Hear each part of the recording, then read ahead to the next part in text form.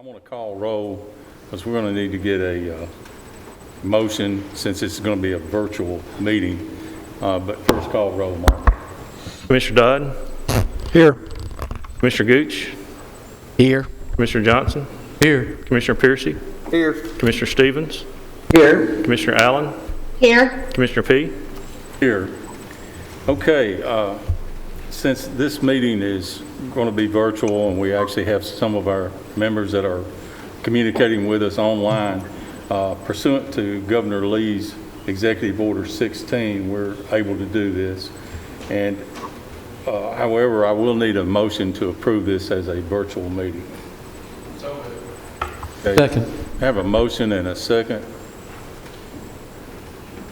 Mark, if you would call roll, please. Commissioner Dodd? Here. Commissioner Gooch? Yes. Commissioner Johnson? Yes. Commissioner Piercy? Yes. Commissioner Stevens? Yes. Commissioner Allen? Yes. Commissioner P? Yes. And having said at home, it's really frustrating. If you don't use your mics, people do not hear you at all. So make sure we're using our mics tonight. If I didn't have this one on all the time in front of me, I know I would be forgetting. But our next order of business is to approve our minutes, and I'll call on our Vice Chairman, Commissioner Gooch. Thank you, Mr. Chair. I have reviewed those minutes and find everything to be in order, so I will move for their approval. Second. Motion and second, that's Mr. Piercy. Okay. Call roll, please. Commissioner Dodd? Yes. Commissioner Gooch? Yes. Commissioner Johnson? Yes. Commissioner Piercy? Yes. Commissioner Stevens? Yes. Commissioner Allen? Yes. Commissioner P? Yes. Motion carries. Okay, our next thing up is our investment report, and that'll be Lisa. Oh, I'm sorry, Ted, excuse me. All right, but we didn't have any bids this month. Our LGIP rate is 85 basis points, which makes our effective rate 1.11% or 111 basis points. Just to give you some idea, we have lost 82 basis points in the last 2 months. So we knew rates were dropping, but that just gives you kind of some idea of how rapidly that they are dropping. But we still get the 26 basis points above that prior month's LGIP. So that's helping us, and that's much better than the CDs are offering us or anything else at this point.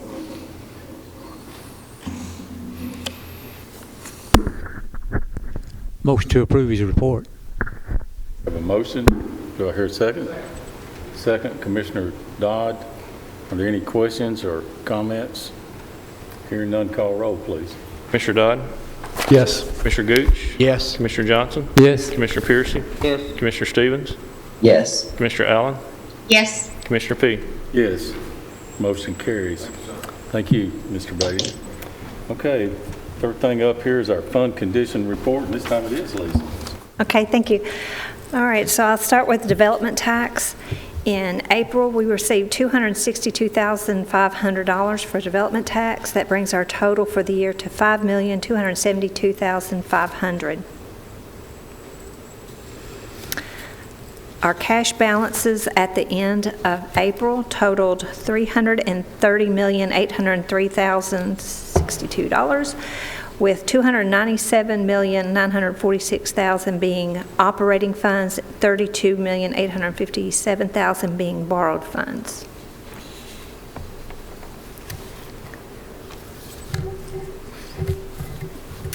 While we're on this cash report, I would ask that you consider a motion when you accept my report. If you look at the 171-2014 Justice Center parking, there is $105,687.63. That project is done, and I would request that we move those monies into the public square judicial renovation. That project, I believe once they got the bids in, that is going to be a little short, so that will help shore that up.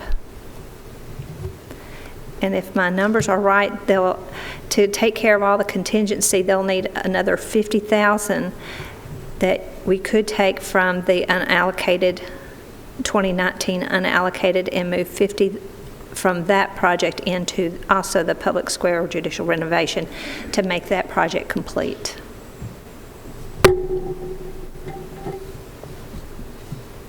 Does anybody have any questions on that request? Basically, the bids have came in higher on the project that we're wanting to move this into, and we've got this leftover money, the $105,687.63 that we could add to the public square judicial renovation, and also picking up another $50,000 out of this unallocated line item, which has actually got $519,000 in it right now. But that would make that bid whole then.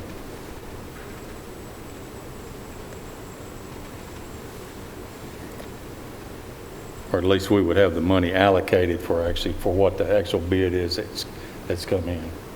So while y'all are thinking about that, I'll move on to the revenue. And if you look at the review sheets, everything is green.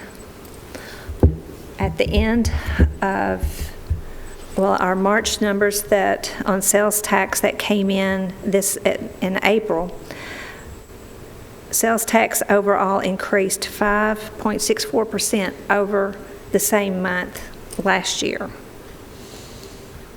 Hotel motel tax is ahead of last year at 2.3%.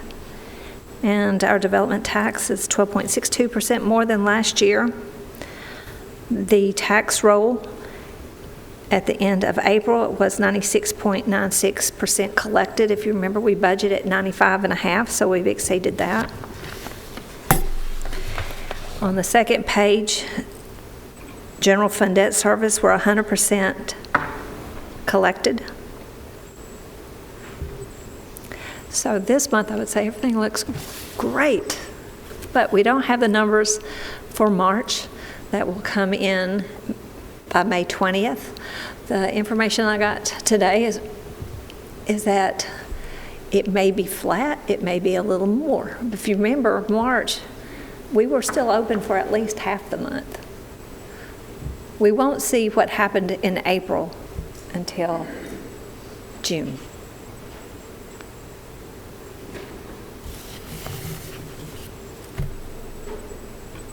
Now that's my report. Okay, you've heard the report. Do we have any questions on the report?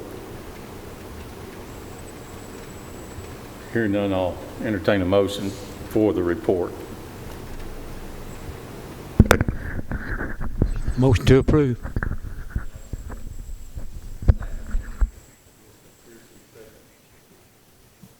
Any other discussion or questions? Hearing none, call roll, please. Does that motion include moving the funds in the cash report as? No, that's not. Okay. Commissioner Dodd? Yes. Commissioner Gooch? Yes. Commissioner Johnson? Yes. Commissioner Piercy? Yes. Commissioner Stevens? Yes. Commissioner Allen? Yes. Commissioner Peake? Yes. Now, let's go back to her request about moving the funds. I didn't want to muddy the waters and put that in with the approval of the report. Does anybody have any more questions about that transfer she's requested? I've got one. If we move this money over into that, what will that bring the total of this renovation to? You have any idea? It's going in my head. I think it was initially 4.2 million. Plus, there was a little for the architect. I think it's below 4.3. So this adds another 155 Will this finish it? right now. Yes, not that includes a contingency amount. So, hopefully it will be less than this, but there is a contingency for just in case. Thank you. I believe the reason that she's requested this is, did they just open the bids? Was it today or fixing to, or Mayor, have y'all opened those bids on the old judicial building? Thank you, Mr. Chairman. That was actually done. The bids were open a couple of months ago, I believe, at Purchasing Committee, and the company out of Kentucky was awarded the bids, and they chose, working through the PBA will be handling this. Mr. Stanvault, now chairman, sorry, I can't get enough oxygen to talk.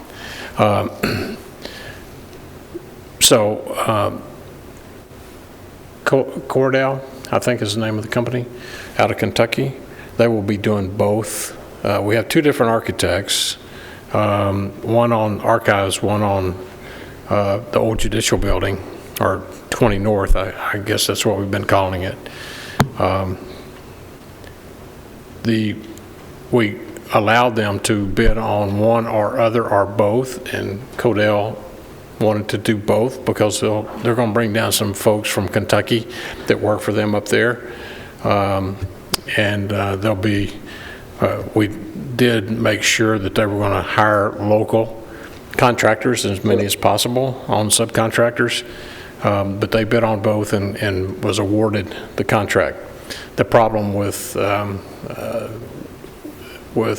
limited supplies, it's going to take them, instead of 8 months, it's probably going to take them 10 months because of the virus and getting ample supplies to start the project.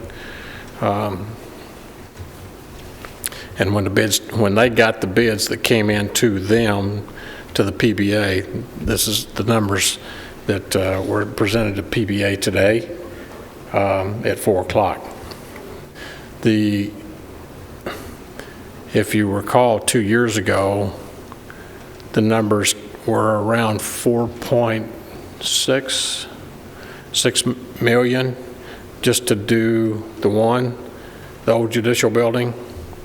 And by the time when we knew it was a little high, so we wanted to put it back out to bid, and it came in at 7.2 million, and that's when we just put the brakes on entirely and decided to start all over again, and that's where we are. So these are at least firm numbers to the company, the contractor that got the bid, and these numbers are solid from 2 weeks ago.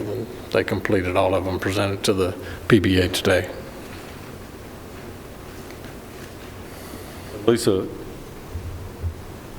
if we were to move this 105,000 from the judicial parking lot and then the other 50,000 from the unallocated, that would give us the money that this one bid came in on. Is that correct?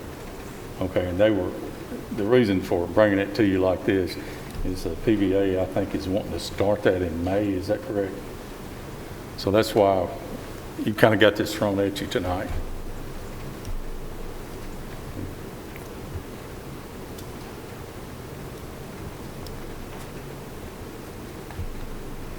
Okay, any questions? Or if not, we're going to move on. So, okay, I don't hear. I will need a motion to approve moving that if that's what the committee wants to do. Okay, so I'll move, Mr. Chair, to move the $105,687.63 from the Justice Center parking project to the, where'd it go? Historical Courthouse renovation. Public Square Judicial. Public Square. Renovation. Sorry, Public Square Judicial renovations. And 50 from unallocated 50,000 from unallocated. to the same project, yeah. For the same project, I so move. Thank you, Commissioner Gooch, and I hear a second from Commissioner Johnson. Is there any further discussion? Hearing none, call roll, please. Commissioner Dodd? Yes. Commissioner Gooch? Yes. Commissioner Johnson? Yes. Commissioner Piercy? Yes. Commissioner Stevens? Yes. Commissioner Allen? Commissioner Sorry, I Allen? didn't hear you, but I think you said yes. Commissioner P? Yes. I did say yes, I'm sorry, I forgot to unmute. Okay. Motion carries. All right, our next item is the Risk Management Financial Report, and we'll call on Mr. Elam.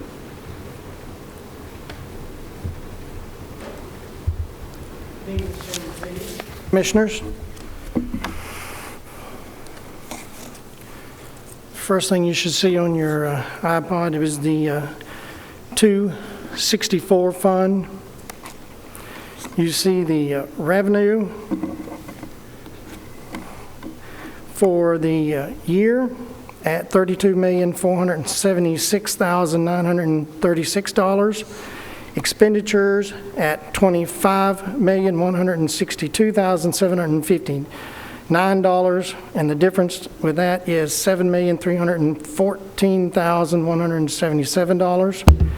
For the fiscal year, we have the revenue at $64,348,914, and you have expenses at $64,446,360, and you have a difference of a negative $97,445. Moving over to the next page where you see the tracker. For total enrollment, you see 6,241 employees. And then for the month of April, you will see $6,983,798 in revenue, and expenditures, you see $5,197,275. And then for the difference, revenue less expenditures, you see a positive $1,786,523 for the month of April. One thing I want to bring to your attention in the report, last month, I noticed that somehow a formula got messed up, and the numbers that you saw for the year, you were actually all the way across was 2018 numbers, but the heading says 2019. It has been corrected, and the numbers you see now for the year 2019 is correct. Moving on to Fund 266, you see the graph. You'll see that there's a increase over last year. What I will point out is if you look down to the bottom, we have put a notation in there, so moving forward you will see this, that county schools closed for the coronavirus March 15th, county offices closed for the coronavirus April 2nd. That'll be important as we move forward, as we see claims.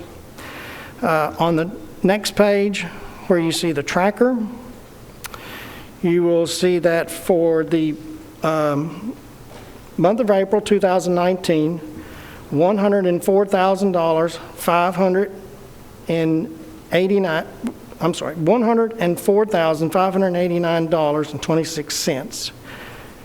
For 2020, you'll see $149,427.07. Year to date, we're running about 84% of what we were last year. A couple of things I want to point out. In that, you see an increase over last year. There was a workers' comp claim in that was $79,449.78. And then the remaining part was OJI at $69,977.29. We anticipated that it might go down because of schools being out and everything, but remember, these are claims coming in a little bit of lag time. So we should see these numbers drop down quite a bit, and the reason why what I'm going by on that is injuries for 2019 for the month of April was 36,000. Injuries for the month of April 2020 was 4,000. And that's just, a side note here.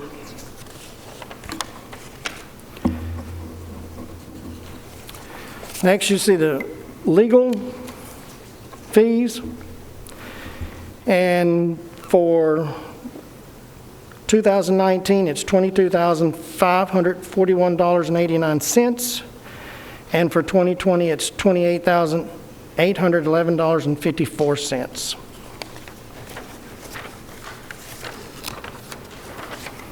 And that's my report. Okay, you've heard the report. Do I have any questions, or we'll entertain a motion if I don't hear any? I'll make a motion to approve as presented. We have a motion by Commissioner Allen, Second. second, Commissioner Gooch. Any other questions? Hearing none, call roll, please. Commissioner Dodd? Yes. Commissioner Gooch? Yes. Commissioner Johnson? Yes. Commissioner Piercy? Yes. Commissioner Stevens? Yes. Commissioner Allen? Yes. Commissioner P? Yes. Okay, the motion for approving the report passed, and now if you'll continue. Yes, sir. Recommendation from the Benefits and Insurance Committee, and this is something that I brought to their attention as doing a little bit of investigating and trying to think a little bit forward. We have our wellness points, and which is required by not required, but it's for you to get a discount in your premiums, which comes up to about $25 a month, total of $300 per employee, and if their spouse is on the plan, they have to get the points also. So what I will show you is, if you look at you should be able to see the wellness points. This is what each person has to earn in order to get that $300 along with their spouse if they're on there also. So with an employee and spouse, it's going to be 6 points. If it's just an employee, it's going to be 3 points. Well, in looking at and digging into our wellness program, and the coronavirus has an effect on this now and moving forward, you have approximately 7,027 employee and spouse that are eligible for the wellness points if they get them, and if they're able to complete their 3 points or 6 points. Right now, to date, all we have is 1,354 people that have completed it. My concern is, and this is what I presented to the committee, is that in order for everybody to complete these points, they're going to have to go to the doctor, have these appointments, and there's a lot of people, and you'll find in your numbers probably next month, that are not going to the doctor, and they're doing virtual visits. If you look at these points, there's not a lot that you can do there on virtual visits. So in talking to St. Thomas, talking to Premise Health, and trying to get a handle on this between now and September the 30th, and being able to make sure that we have proper staffing in order to meet the demand, and not knowing what the coronavirus is going to be doing and how the points would be able to be obtained, we discussed suspending the points, giving them to all the employees, and suspending the points for this year, and that would be till September the 30th. And then they would start obtaining their points again after October 1 for the year 2022 to get the discount 2022. So if you do the math, what I will tell you is on the wellness points, we have about 89% of the employees that obtain this $300 discount. So you're not really giving, because if everybody held true to what they've done in the past, and we had 89%, they would automatically be getting the $300 anyway, because they've obtained their points compared to what it was last year. So if you look at it, and if you go under the assumption that everybody was the same number of people were to get their points that they got them last year, there would only be 11% who didn't obtain the points. So that's 11% of the employees that would qualify. So it ends up being, and it's the employees that get the discount, it ends up being approximately 11% times about 6,200 employees, which comes up to about $200,000 to award that $300 credit to the remaining 11% under the assumption that the other 89 would go and get it. There is a little concern also with the coronavirus about sending well people to get these points and rushing in that last couple of months. What we have to do the last 6 weeks at least, and sometimes 8 weeks from what I've seen, is that we have to, get overtime because people procrastinate, they wait till the last minute, have a hard time getting in. I really think they're going to have a difficult time getting the doctor's appointments because of the backlog, if you've talked to some of the doctors. And I'm not saying it's not going to be obtainable, but I think it's going to be very hard on the employees to obtain it. So the recommendation was from Insurance Committee was to suspend this year's points and just to give the credit to everybody for this year. And then that way they wouldn't have to go get their wellness points. And that would go into effect in 2021 year. Mr. Chairman, we addressed this at Insurance Committee, and if I remember correctly, I think it was unanimous. COVID-19 has just created such a disruption, a significant disruption to everybody's lives, that we just felt like this was an equitable consideration for the employees and to not add any additional stress to them. The cost, there is a cost to it, but if you presume that, ideally 100% would go for this anyway, that'd be best case scenario. So anyway, we just felt like it was appropriate. We appreciated the recommendation from Ed, and so I'd like to make a motion that we approve that. Okay. Ms. Allen made the motion to approve. Second. Dodd seconds. Any other comments? Hearing none, call roll, please. Mr. Dodd? Yes. Commissioner Gooch? Yes. Mr. Johnson? Just to make the record clear, I guess I'll have to declare the Rule 10, but yes. Commissioner Piercy? Yes. Commissioner Stevens? Commissioner Stevens?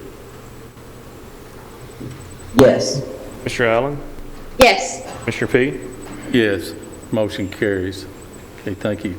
Ed has got about four, maybe five more items, if you would continue. If you don't mind, Chairman P. and Commissioners, I have Paul Huffman from Cigna that's on. He should be remote. Paul, are you there? Yes, I am. I'm here. I think everybody should have, in the SharePoint, should have gotten a copy of this Embark PowerPoint that Paul has put out. And we can either go through the PowerPoint on each page, or however you would like to do it, Mr. Chairman. Just a brief explanation, and then, let Paul answer what questions there are. Briefer the better, looking at this agenda link. All right, Paul, they'd like a brief summary of this. Yeah, I'll be happy to. Everyone has a copy of, I think it's 5 pages in front of you that starts with a cover sheet, Embark benefit protection. Okay, great. I want to just show you a new benefit that we're making available to our clients. And if you'll turn to the second page, let me do it on myself here. Page 2, we talk about the promise of gene therapy. So right now, what's going on in the world is a lot of high-tech biotherapy, gene therapy drugs that are coming to market or that are being researched and developed. As it stands today, the Rutherford County plan covers gene therapy, which is great. Your plan covers gene therapy, and there are 2 drugs that came onto the market in 2019. One of them is called Luxturna, and it treats pediatric blindness for both eyes for small children. It's about $850,000 per treatment, and it is curative. The other gene therapy drug that came on the market late in 2019 is called Zolgensma, and this treats spinal muscular atrophy, type 1, for newborn infants as well. Prior to this gene therapy, any child born with spinal muscular atrophy had about a 95% death rate. So this drug, after being FDA approved, is also curative and allows the child to live. When these drugs came out, we heard lots of questions from our client and consultant community. They were like, what are we going to do if one of these members in our plan receives this treatment? Our plan covers this. Are we going to be able to afford this? So what we're seeing going forward is that we know 2 are out, and we know that about 10% of Americans have, I'm looking at page 3 right now, by the way. We know that about 10% of Americans have a rare condition related to a genetic defect. We also know that the pharma companies are investing in this because the cure rates are so good.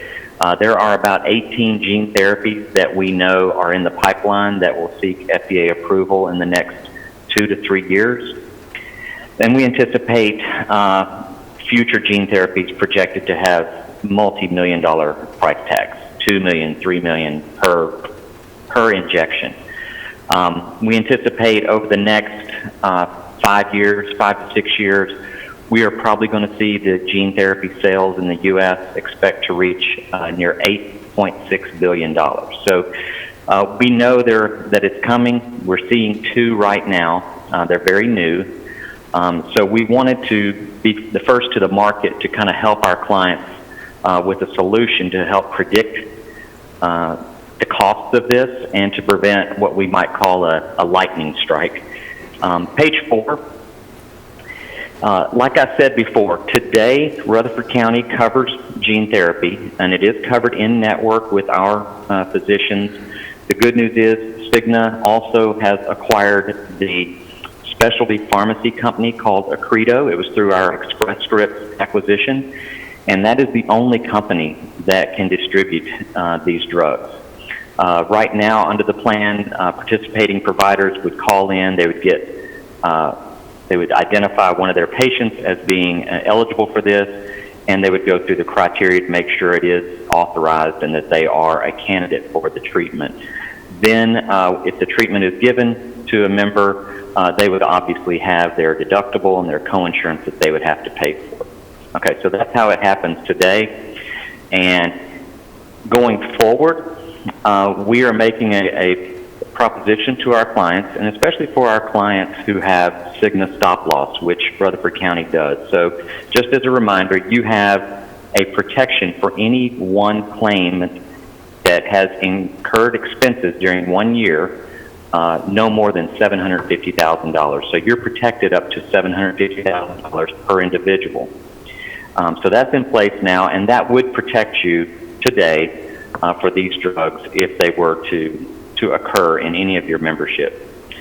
Going forward, we're proposing that our clients allow our utilization company called Evicor to manage this process entirely, take on the risk of it, and only charge you a predictable 99 cents per member per month, charged as a claim going through the bank account. So it would be a self-funded claim of 99 cents per member per month.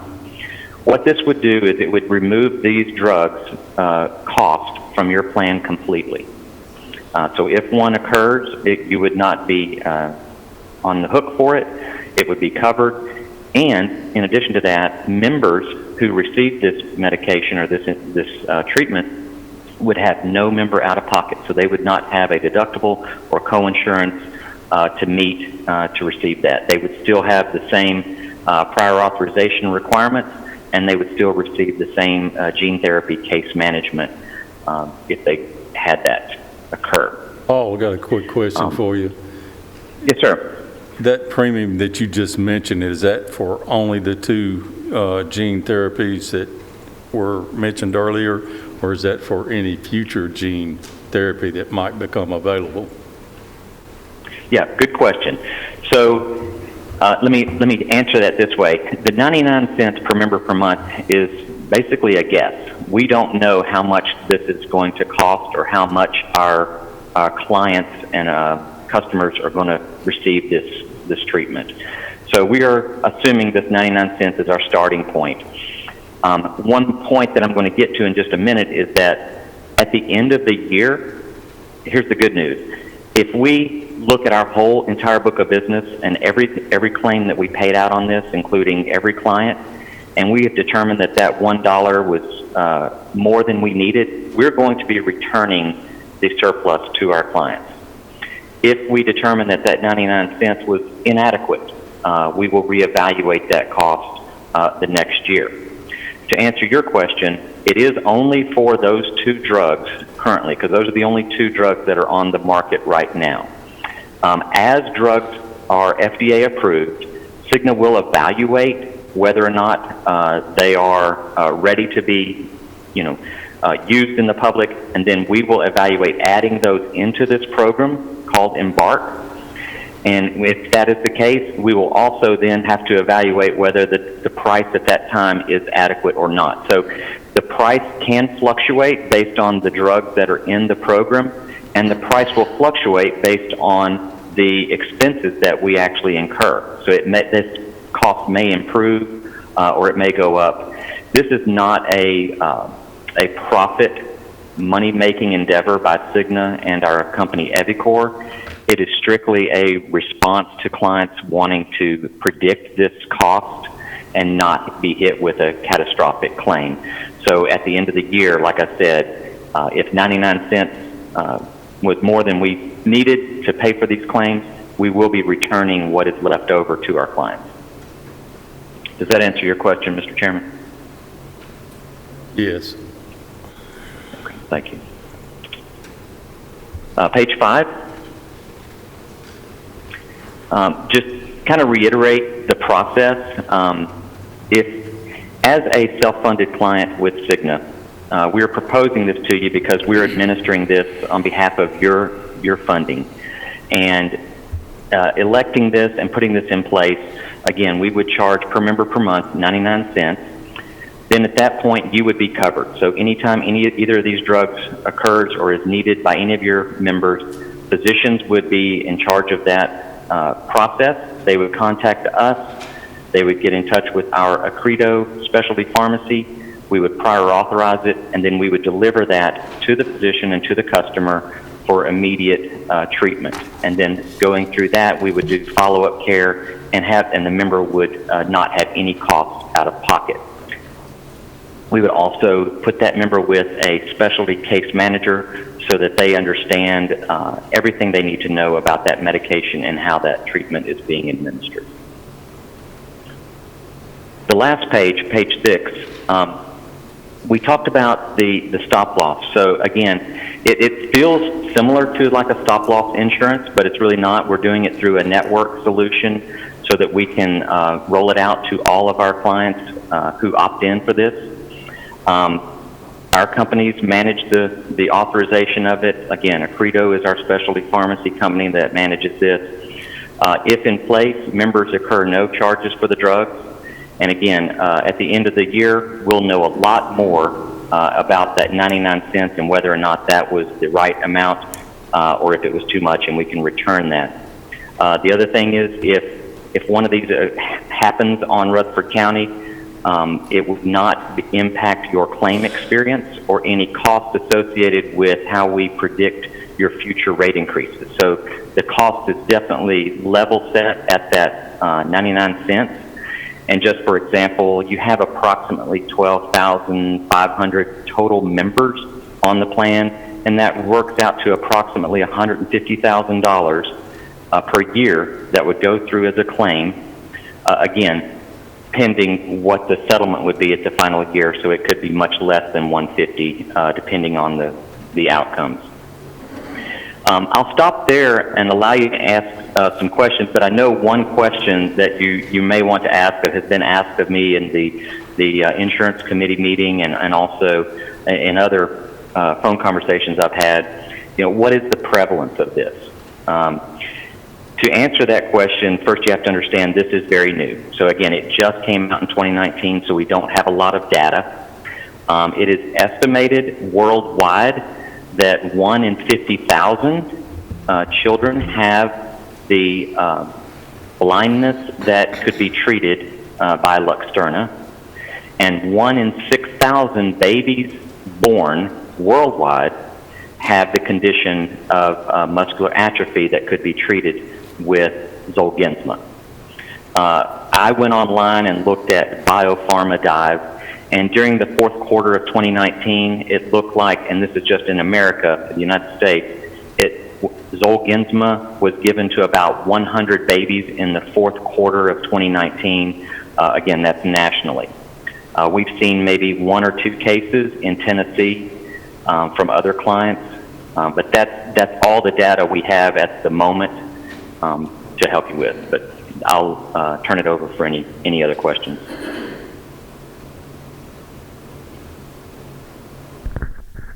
What was the number that you had for Tennessee, Paul? That this was just an estimate. I'm aware of at least 1, and I'm not even sure it was 2, utilizing Zolgensma. I know of 1 in Memphis. Oh, and I failed to mention, we are taking the step of rolling this out and assuming that you do want this protection. However, the reason we're presenting it to you is because you are a self-funded client of ours. We understand this is your money, and we are giving you the opportunity to tell us, no, we don't want it. You're going to opt out. We want to take our chances with, this coming through and cover it under our stop loss. So just want to make that clear that it is your option.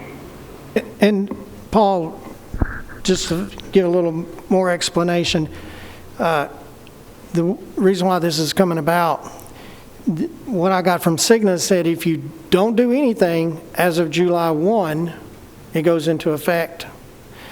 If you want out, you've got to say you want to opt out. So that's why it's coming before you all now. That's correct, yes. And it goes into effect July 1. This would be effective July 1st. Yes, so if you have any child, correct me if I'm wrong, if you have any child born prior to July 1, they would not be covered under this, correct? They would not be covered for the Zolgensma only. That's the only drug that's impacted by their birth date. Mr. Johnson. Okay, you said that we're aware of these 2 drugs that are on the market now. Okay, so in the event in the future that 7 or 8 is approved, and it's approved through this plan, would there be additional cost for every drug? Say 99 cents for, if they came up with 7 drugs that was approved, would there be additional charges for that, for each drug? Or would it be carte blanche for all of it? It would be determined at the time a new drug is added to the protection benefit. So if a new drug is added, then it would be determined if the cost needs to change, or if it needs to go down, or it needs to go up. Without knowing what is going to hit the market, we can't say whether or not the cost, what the cost will change by. But it would change. We just don't know how much. So there would be the potential for additional increases in the premiums, correct? There is potential, yes. But you have that same potential to get it back if we don't spend it. But at the moment now, it's covered under the insurance plan, and so if that drug is approved, it would be approved under our plan. So basically what you're looking at is between $150 to $750, right, Paul? That's what your risk is between $150 to $750. If you don't do it, and it reaches the maximum of $750,000, you pay the maximum. If you do it, then you're looking at $150 on the plan. Well, yeah, 150 covers you for all members, all drugs. 750 only covers you for one. One time. So if it happened multiple times, which again here we're talking about very, very rare chance. You're just looking at numbers here. I mean, I didn't want to roll the dice. I want to make sure it came to y'all and y'all make your decision and be able to decide. Do you not want to do anything and opt out? Then if you have one, it's if the cost maxes out at $750,000. If you don't have anything for 5 years, you break even. And that, are my numbers right?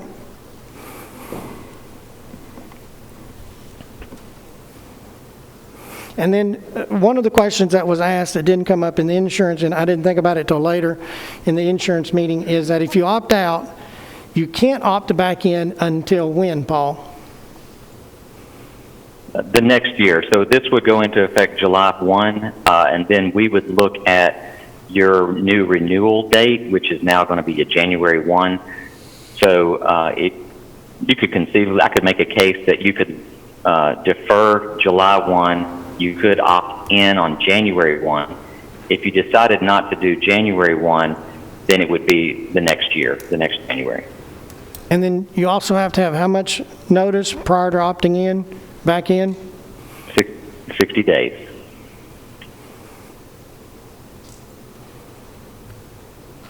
Was this presented to the insurance committee also? Yes, sir. Okay, It was. What was the outcome of that? I believe it was unanimous, wasn't it, Commissioner Allen, unanimous to approve to go the Embark program? Yes, sir, it was. We just felt like the risk was so minimal compared to the opportunity, the upside if we should have to cover these drugs. So yes, we felt like it was the smart thing to do. Commissioner Allen, can you speak up a little bit? I'm sorry. I'm trying not to yell so the whole house won't hear me. Yes, I'm sorry. The insurance committee felt like it was the responsible thing to do. The upside in participating is far greater than the potential downside in not participating. So if everyone is comfortable with the discussion, when you're ready, I would make a motion that we approve. Okay, we have a motion to approve. Do I hear a second?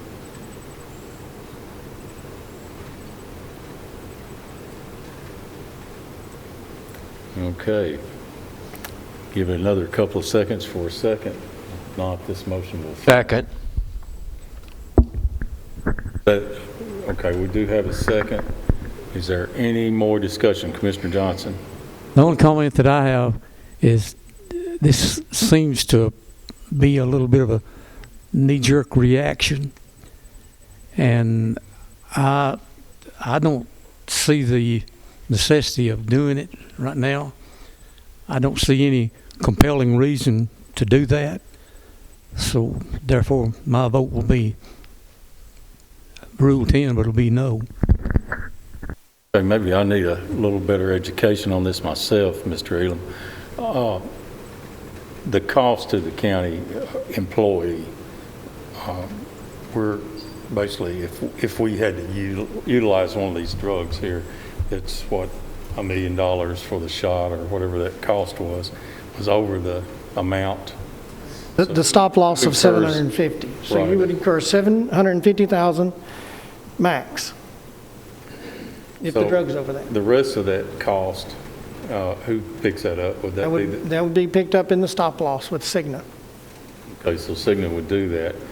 And you said that would take how many years for that to pay for itself? 100, my math in my head is right. It's 150,000 times 5 years is 750,000. So you could have one case and you would break even at 750,000. Is that right?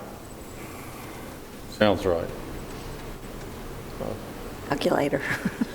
I think what he was adding also is there's a cost to the employee for their deductible and copay on that drug if we don't opt into this plan.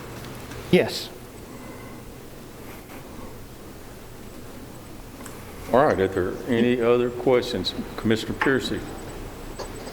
Being so new, has this been offered to several other counties, cities that you're aware of, and did they have any type of positive response to this? Paul? Is that a question for me? Yes. Mm-hmm. Yes, it's offered to all of our clients, all of our Cigna clients. The Metro Nashville Public Schools has opted in to use it. Metro government is evaluating it as we speak. And on my other accounts, non-municipality. They've all agreed and opted in. And will you address one more time the rebate option? I think that's an important piece of this. I know that's what swayed the insurance committee.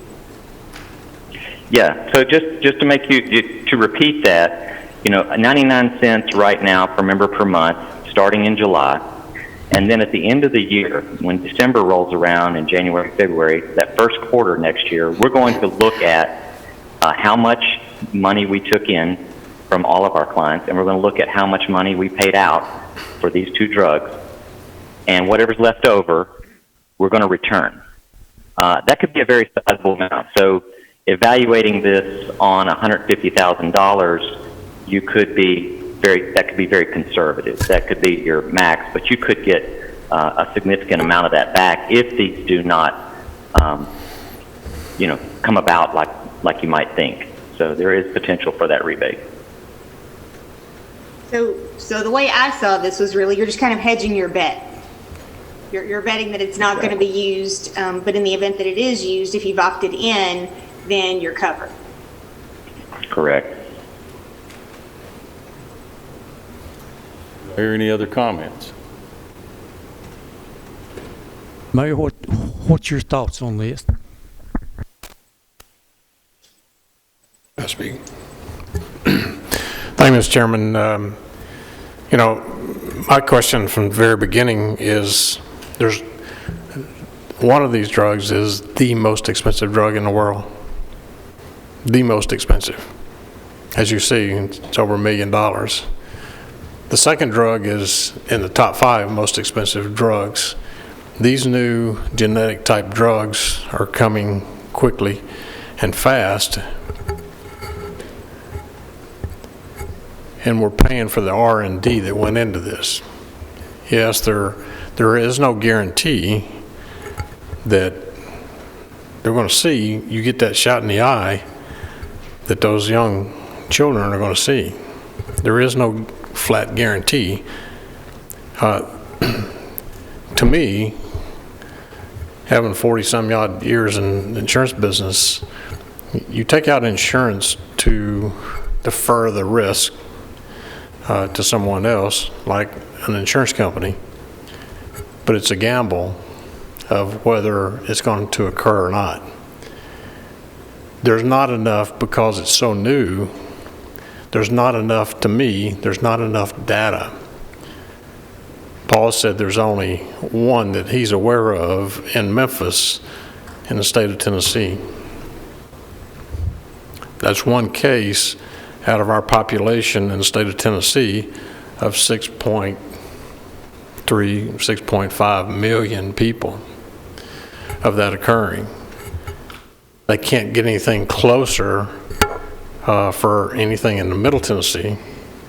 And then if you boil it down from that base of 6.3 million, then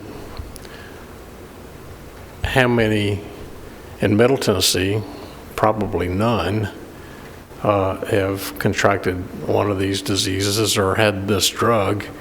And then were they insured or uninsured, and who paid for it?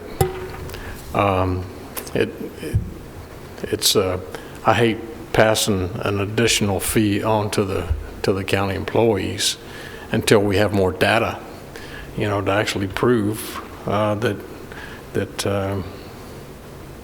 take a chance of, that's why we want to buy the insurance, not to help fund Cigna, all due respect, to help them spread the risk for everybody else they're going to pay for globally. Okay. Well, what concerns me is the 1 in 50,000 and 1 in 6,000. That's the only data that they have to amount to anything. And the additional cost that it's going to, the employee is going to incur with the potential that each additional drug, and Paul admitted that there'd be the potential that it would be increased. So that would be, right now, it'd be, say, $12 a year, okay? But it could possibly be 8 times that. So being $10 $10, $12 a year additional on the premium. So that'd just be an additional burden on the county employees. So that's my rationale. Well, and we're already getting ready to increase what each employee is going to have to pay anyway. You're going to see that in a few minutes because we put it out to bid, and so there's more skin in the game for the employees. I'm just trying to, wait till we have a little more data, and then we can opt in next year. Or, it's my opinion, but I don't vote. Question for you, Mr. Elam. Yes, sir. Basically, is the premiums going to be about 7.5% increase for the employees right now? Overall plan, Okay, on overall plan, but each plan was different. Right. Like the deductible copay and all had a different percentage increase. so come January 1, the employee will be looking at an additional increase in their premiums, correct? Well, no, we've already set the premium, so this would just be absorbed into the plan and we'd reevaluate it for the 2022 rates. Okay. Thank you. Do I hear any other discussion? Well, I've got one more question, Paul, just to make this clear in my mind. You said that depending on the cost, that we could have this money refunded to the county. Are you talking about all 99 cents per person, or what are we talking about there if there was no occurrence? Looks like there's a really slim chance of an occurrence here, but and assuming there's no occurrence in that year's time, how much of that premium would we get back? The premium is going to be evaluated on our entire book of business nationally. So all the revenue received for this program compared to the total cost expended on the total program across our entire book of business. So even if Rutherford County has 10 of these happen and the rest of the country has 0, you're still going to get money back because we're going to return pro rata. So we're going to evaluate, we're going to spread that risk so that you are not, so that all of our clients would share in that surplus. So you still didn't answer my question. I'm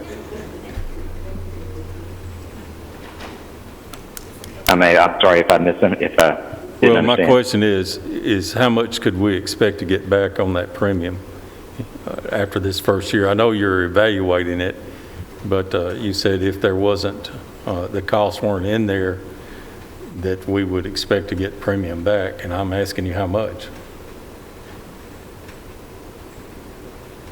I don't know how many claims we're going to have. So if there's no claims across the entire country, none at all, then you get it all back. Mr. Chairman. Okay. Thank you, sir. Mayor. So, Paul, if Rutherford County has 0 and we're participating, but California has 10, let's reverse what you said. California has 10 and you don't get enough to participate to pay for that, we won't get anything back. Is that potential there? Correct. Okay. Correct.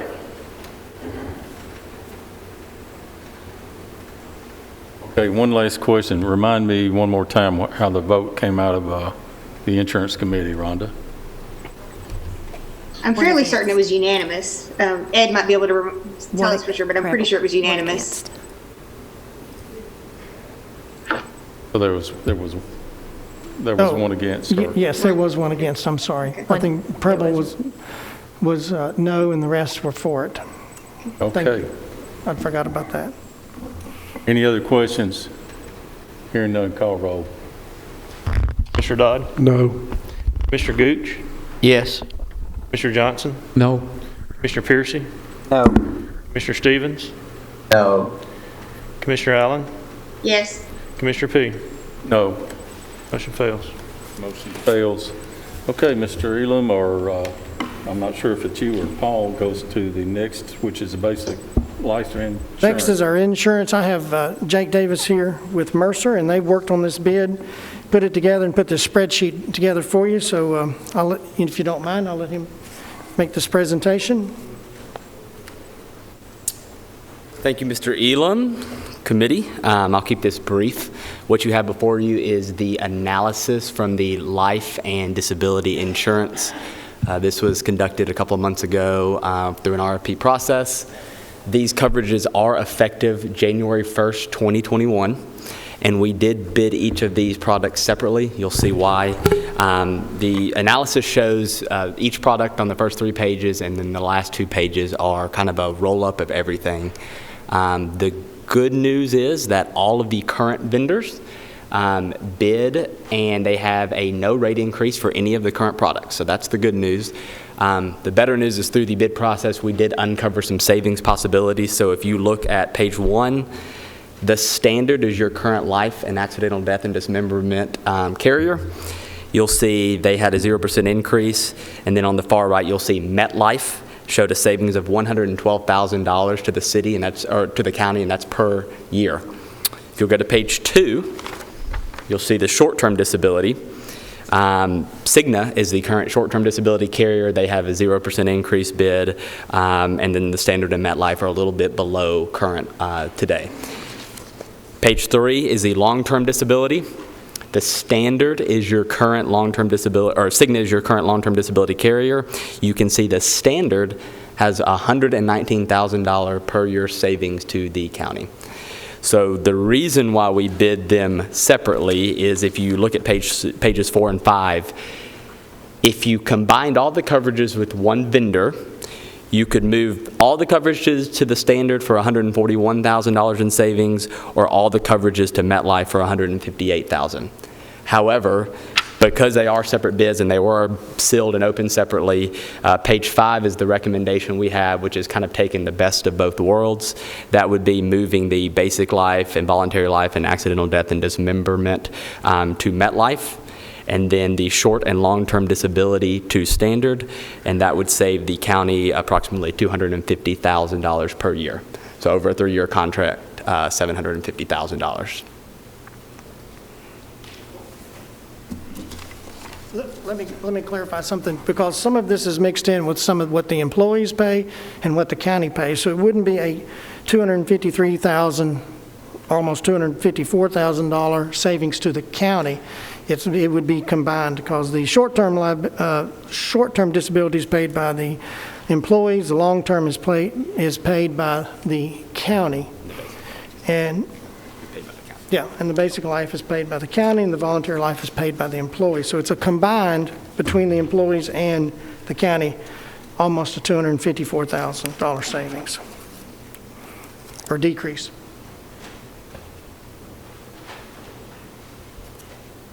You did much better job of giving us the short version. Thank you. Figured you would like that. You've heard the recommendation.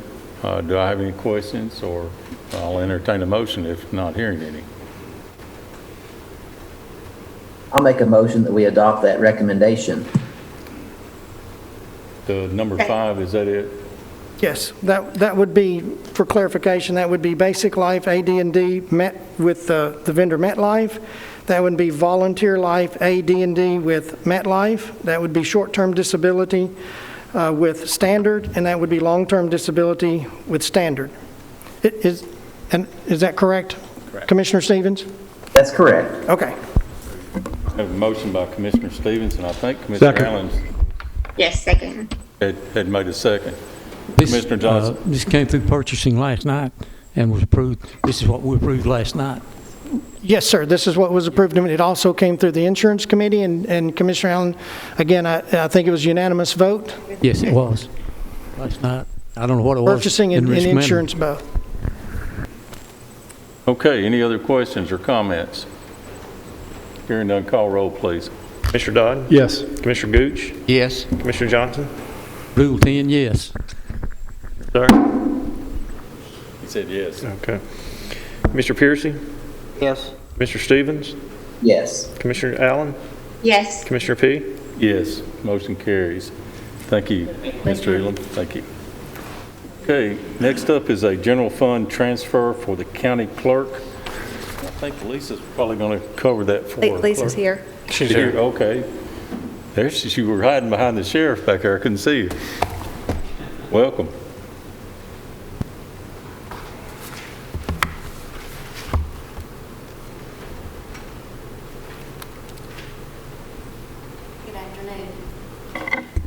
little different for me. I'm normally over here. We're asking for a budget amendment to cover mail cost. We have had a huge increase in mail on online renewals, especially since the COVID-19 has affected our office as well as everybody else's office. Where we would normally do 60 to 100 on a high day on online renewals, we've increased. Some days doing 1,100. Yesterday was 1,000. Today was 550. It's been like that ever since March the 16th. The numbers have just grown. And I've got to have money to mail. We collect mail fee when we do them online. It's just a matter of us asking for money to be transferred back into that line item so we can cover that cost for the rest of the year. You've heard the request. I hear a recommendation. So moved. Dodd makes the motion. Do I hear a second? Second. I want to make a short comment as I've renewed 2 of mine online, and I just want to tell you, thank you from all of us for making that available.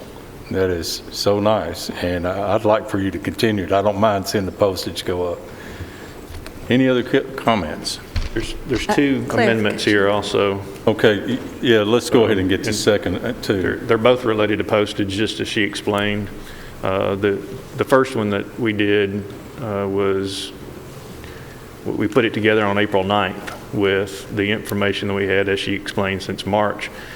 Today, based on the numbers that we've seen in April, we requested another $10,000, and we're going to take that from the gasoline pool account. Since gasoline rates have gone down, we won't be using that money instead of going into fund balance on it. So we'd ask you to consider both of these.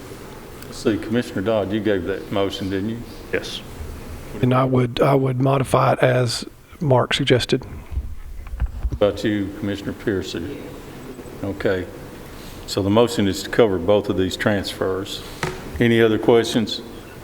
Hearing none, call roll, please. Commissioner Dodd? Yes. Commissioner Gooch? Yes. Commissioner Johnson? Yes. Commissioner Piercy? Yes. Commissioner Stevens? Yes. Commissioner Allen? Yes. Commissioner P? Yes. Motion carries. Thank you, Lisa. Thank you. All right. Next is the Special Purpose Fund Budget Amendment from the Sheriff's Department. And I'm doing it for them. Okay. This is an increase of $17,370 to the asset forfeiture funds with a request to appropriate $10,371 to confidential. The balance going into... One more. We got one more today for April. Oh, okay. Oh, yeah, that's right. Okay, that one was for... That was for March. And then April is an increase of $17,972 for the asset forfeitures, with $15,972 being requested to go into their confidential line.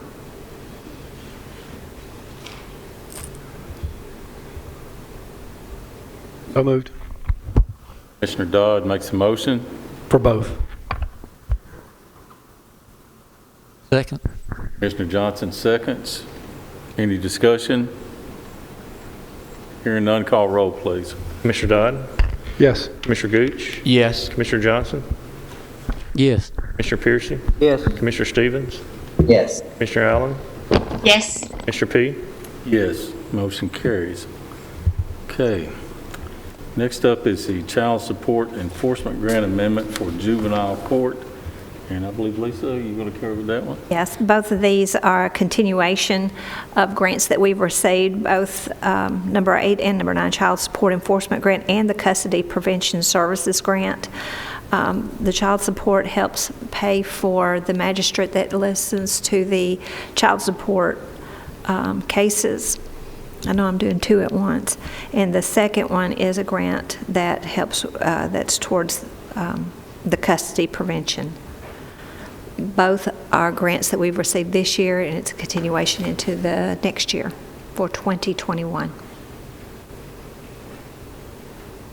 We did see this in public safety and was approved or to forward from public safety. Both of these are out of juvenile, out of the Judge Davenport's office. No matching funds on that. On the 4D one, there is matching. I mean, we've already got the magistrate in place, so this just helps offset some of that money. But the other one, the custody prevention is 100% funded. This came through public safety. It did, and unanimously. Unanimous. Motion to approve. The second, do I hear a second? Second. Commissioner Piercy. Okay, thank you. Any other discussion? None, call roll, please. The motion to cover items 8 and 9. Commissioner Dodd? Yes. Commissioner Gooch? Yes. Commissioner Johnson? Yes. Commissioner Piercy? Yes. Commissioner Stevens? Yes. Commissioner Allen? Yes. Commissioner P? Yes, motion carries. All right, Mr. Tuggle's been patiently waiting here, so it's his turn up for a general fund budget amendment for agriculture extension. Mr. Tuggle. All right, thank you. Can y'all hear me? We are making a request for $4,000 to replace a tamper switch that will run over at the Lang Agri Park. Maintenance did have it repaired, and the expense was more than they had in their budget, so they were asking us to take money from our committed funds to cover the expense of that switch, tamper switch. Okay, you've heard his request, and he is taking that out of his own funds, so there's no new money involved. Do I hear a motion? Motion to approve. Commissioner Dodd makes a motion. Second. Second, Commissioner Stevens, thank you. Any other discussion? Hearing none, call roll. Commissioner Dodd? Yes. Commissioner Gooch? Yes. Commissioner Johnson? Yes. Commissioner Piercy? Yes. Commissioner Stevens? Yes. Commissioner Allen? Yes. Commissioner P? Yes, motion carries. On this next item, number 11, will be the Mental Health Recovery Court Grant contracts with Tennessee Department of Mental Health. But before I ask Trish to come up, I'd like for the mayor to make a comment here. Thank you, Mr. Chairman. Members of the committee, Trish, if you want to come on up this way and come to the well. I would like to introduce, this is Trish Breeding. This is her second day on the job. I think she's drinking from the fire hose. So if you'll recall, the untimely passing of former Commissioner Steve Irwin, what we did was we actually, Steve was over recovery courts and probation. And so we actually split the two and created two different directors.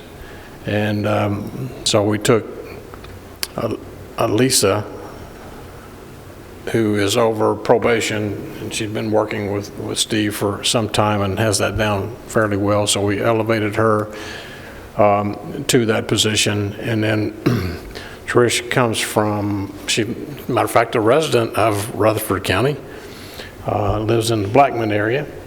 She has worked for 12 years, 13 years in Metro in the court system, down there doing recovery court type program for Metro. She answered directly to one judge, but I think serviced 15 maybe, took care of all those 15 judges in the Metro system.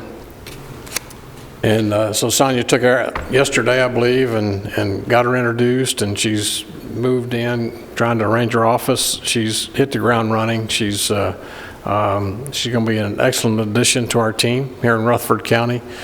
So she'll be over all of our recovery courts. Already met with the judges today, I believe. They're all excited. Many of them knew her and her background. Some of the employees knew her and her background. And we're excited to have her into this position. So please make her welcome to our family. Thank you. And while it is my second day, I believe that Lisa's going to present for me, thankfully. She is, but we wanted to see your face and give you a chance to introduce yourself. So thank you. Thank you. Ms. Nolan, go ahead. Yes. Just like we did 8 and 9, I would like to kind of go over 11, 12, and 13. All 3 of these are routine grants, and we've gotten them every year. Actually, number 11, this is the second year that we got it. It's for $30,000 for the Mental Health Recovery Grant. Number 12, the Veterans Treatment Initiative Grant, it's $70,000. And then the Recovery Court is $107,500. And as I said, these are already budgeted into next year. They are all 3 routine grants, no match. Okay, you've heard that. 3 no matching grants laying out there asking you to take them in. This came through public safety too, didn't it? These did not. And the reason why I talked to Commissioner Reed, some of these, they needed them signed and sent Okay. for the state, and because that they were routine, you've gotten them every year. We're asking for permission to accept for next year. Motion to approve. Motion to approve. Do I hear a second? Second. Commissioner Gooch, seconds. Any discussion? Hearing none, we'll call roll, and that's on all 3 of these grants. That's 11, 12, and 13. Call roll, Mark. Commissioner Dodd? Yes. Commissioner Gooch? Yes. Commissioner Johnson? Yes. Commissioner Pearson? Yes. Commissioner Stevens? Yes. Commissioner Allen? Yes. Commissioner P? Yes, motion carries. And now we're ready, I guess, Lisa, you're going to continue this? Yes, sir. The number 14 is an application for the Department of Justice Adult Drug Court and Veterans Treatment Court. It is an enhancement grant, so it will be a new grant that we're requesting to apply for. So do you know if this one would have matching funds, or are we that far along on it? I'm not totally sure. Requires a 25% matching funds. Okay, thank you. 25%. Maximum award of $500,000, so that would be $125,000 if we requested the whole amount. That for 3 years. That is 3-year grant, yes. So this is a request to apply. Correct. We would be bringing Come it back to be accepted.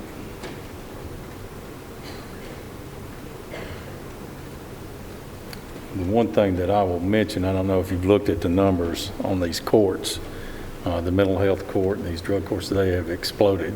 And cost, or probably cost we're going to incur, is just that this enhancement is going to help us keep from paying out more as these programs are getting larger.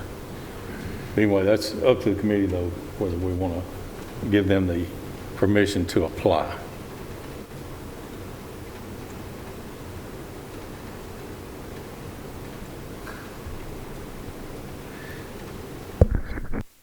Motion to approve. Motion to approve applying for the grants. Second. Any other comments? Hearing none, call roll, please. Commissioner Dodd? Yes. Commissioner Gooch? Yes. Commissioner Johnson? Yes. Commissioner Pearson? Yes. Commissioner Stevens? Yes. Commissioner Allen? Yes. Commissioner P? Yes. Okay, motion carries. Okay, next, the postal machine lease for the election commission. I believe Mr. Farley is online with us. Welcome, Alan. Good evening. Yeah, I've got a request in front of you. Due to the COVID situation and the increased absentees that we're going to be dealing with, we're looking at extensive amount of postage, and so from an operations standpoint, to be able to handle this increased volume, plus we've got the redistricting reapportionment coming up in about 12 or 18 months or so, 12, 18 months. So it's really what's going to be needed in our office, and so the request is for you. And have you got, I'm not seeing it on my,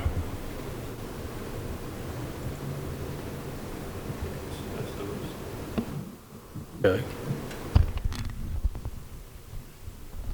Alan, is it a $9,205 total over the lifetime of the lease? Over the 3 years, yes. And now There is some state or federal funds that's flowing through the state dealing with the COVID situation that we're getting in order to prepare for August and the November election. So that's really that first 6 months going to be offset with some of those funds.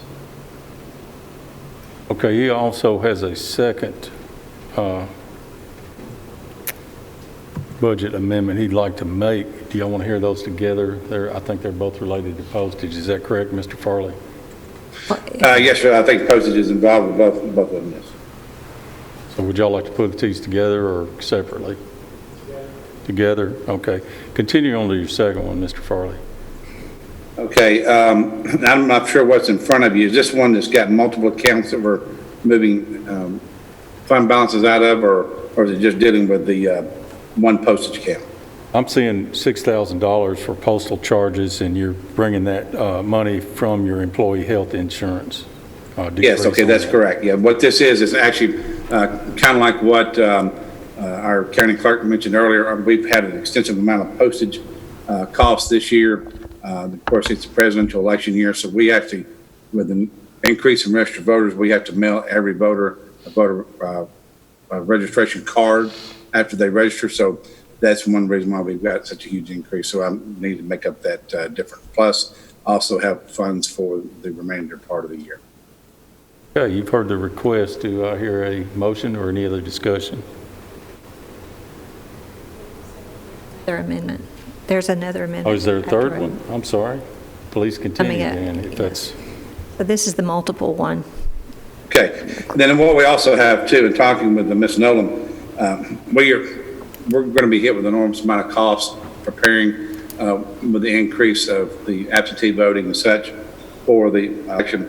So my question to her was how do we deal with this? Do we work on increasing next year's budget or take funds that we have that we're not going to spend due to various cancellations and different things with the pandemic?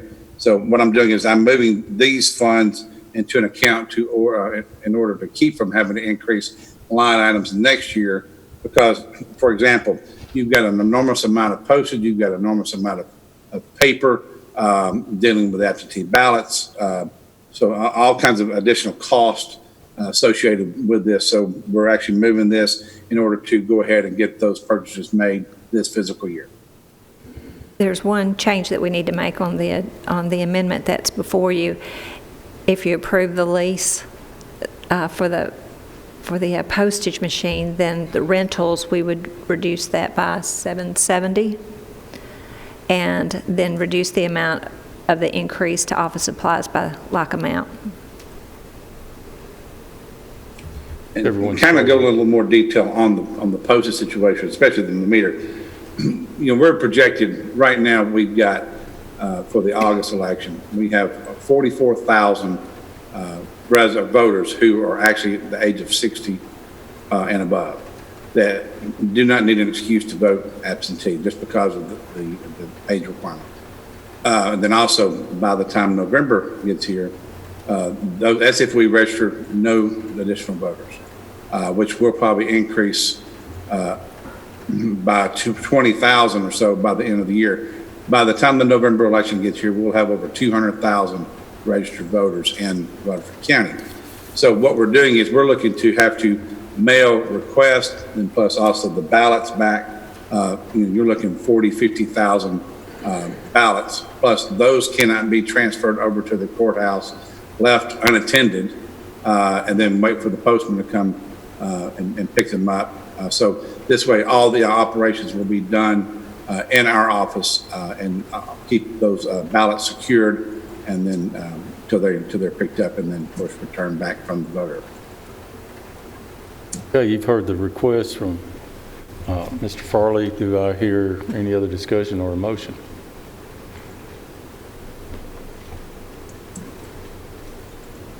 I'll move that we approve his 3 budget requests with Lisa's change. And the lease? Yes. Commissioner Stevens made a motion to approve with the change Lisa mentioned with the lease taking effect. Do I hear a second? Commissioner Johnson. Any other discussion? Hearing none, call roll. Commissioner Dodd? Yes. Commissioner Gooch? Yes. Commissioner Johnson? Yes. Commissioner Piercy? Yes. Commissioner Stevens? Yes. Commissioner Allen? Yes. Commissioner P? Yes. Motion carries. Thank you, Mr. Farley. Thank you. Okay, next up is the Hamlet Service Fund budget transfers and amendments. And I think most of these are cleanups. I see our Hamlet Service folks on their way up. Welcome.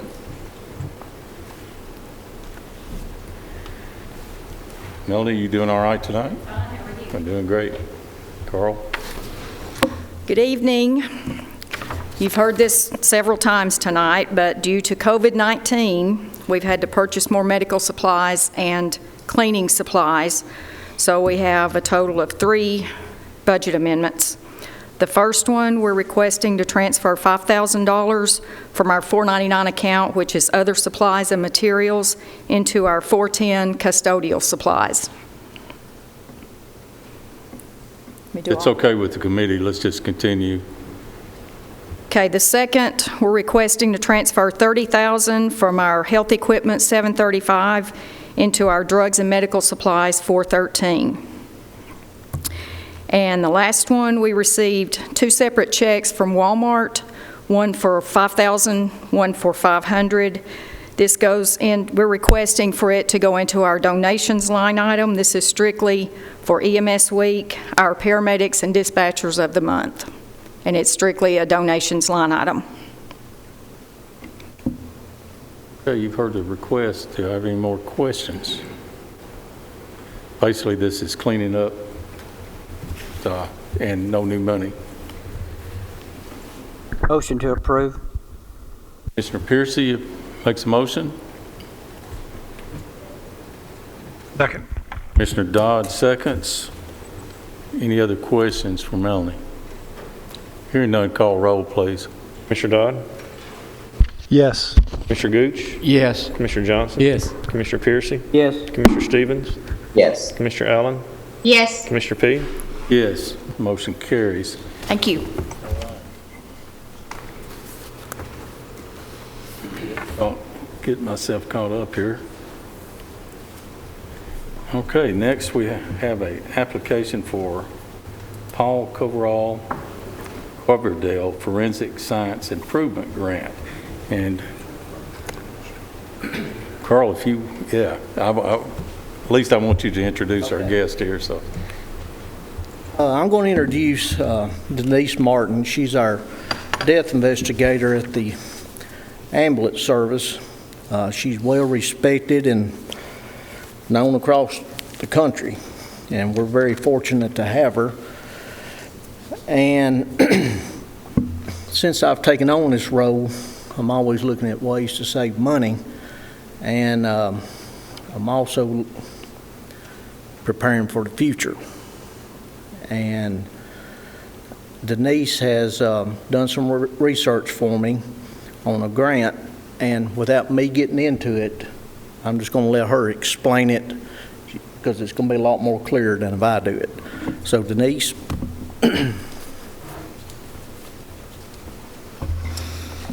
Good evening.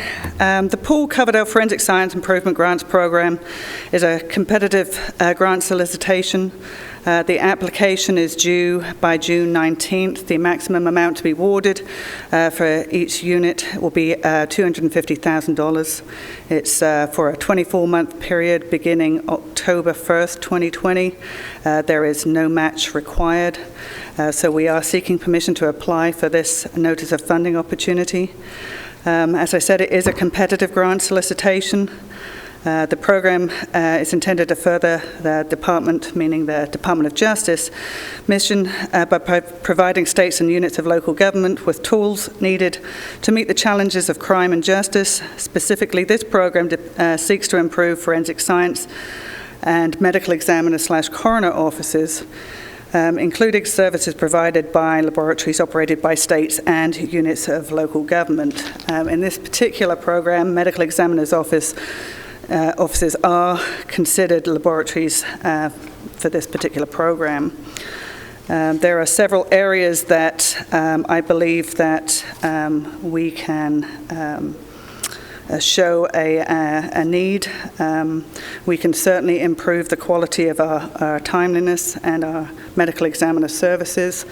The Rutherford County EMS assistant directors and supervisors have been performing a valiant service for the medical examiner's office, which is headed by Dr. Lorraine McDonald. She has been doing this service for us as medical examiner since 2014 and had for almost a decade prior to that been acting as our deputy, but there's always room for improvement. We do not currently have an area where Dr. McDonald can perform thorough examinations. In fact, she doesn't even have a medical examiner's office per se. So we are seeking these funds to be able to build out an area within one of our EMS stations to be able to perform more thorough examinations, do evidence collection when necessary, to toxicology pulls so that we can increase our timeliness for those cases which don't necessarily reach the threshold of performing an autopsy, but those toxicology studies are of interest or of need to our local law enforcement. For example, in motor vehicle related accidents, where typically they are sending those tox results off to the TBI, which, unfortunately, just due to the nature of being a state lab, it's taking several months to get those results back. We would look to contract with a national accredited crime laboratory, which is actually used by our regional forensic center now, which is NMS. So we would have funding for doing those, but again, looking forward to an examination room and area that is safe and secure to be doing those toxicology pulls and evidence collection when necessary. The other aspect would be providing funding to certify our current investigators, which we don't currently do now. Obviously, this would demonstrate to our constituents that we have reached national standards and are performing at national standards. So the hope is to use that funding for that as well. Denise, quick question for you. The cost of our autopsies now, would they possibly be lowered if we're able to do some of these toxicology tests ourselves? Well, the thought is it's not intended to replace autopsy service, but there are those cases where they don't necessarily reach the threshold of needing a full autopsy. The only outstanding question is toxicology. On those cases, yes, we could do our own toxicology studies without sending for a full autopsy if the only outstanding question is toxicology. So, for example, you have an older decedent who has chronic medical history to explain the death, but there is suspicion of drug abuse or overdose. So given the opioid abuse crisis that we're all trying to find strategies to lessen, for those types of cases, yes, we could, instead of sending for a full autopsy when that toxicology is the only outstanding question, we could certainly answer that at a lower cost. I've met Denise several times at Public Safety. She's reported to us, I know, on at least 3 occasions prior to actually coming on board with the county, but it's a pleasure to have you with us, and I appreciate you and Carl both looking for money out there that can help us in the future. This did pass Public Safety with everybody in agreement. I have a question. On page 2, it says BJA will consider applications under which 2 or more entities would carry out the federal award. However, only one entity may be the applicant. Will Rutherford County be wholly responsible for this?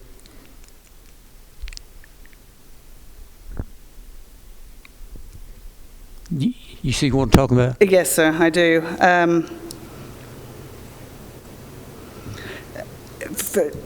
I've been speaking to Reba Carlton in the finance office. She's assisting me with this grant application. To her knowledge, we are the only ones seeking this particular grant. So since there are up to, I believe, 30 potential awards,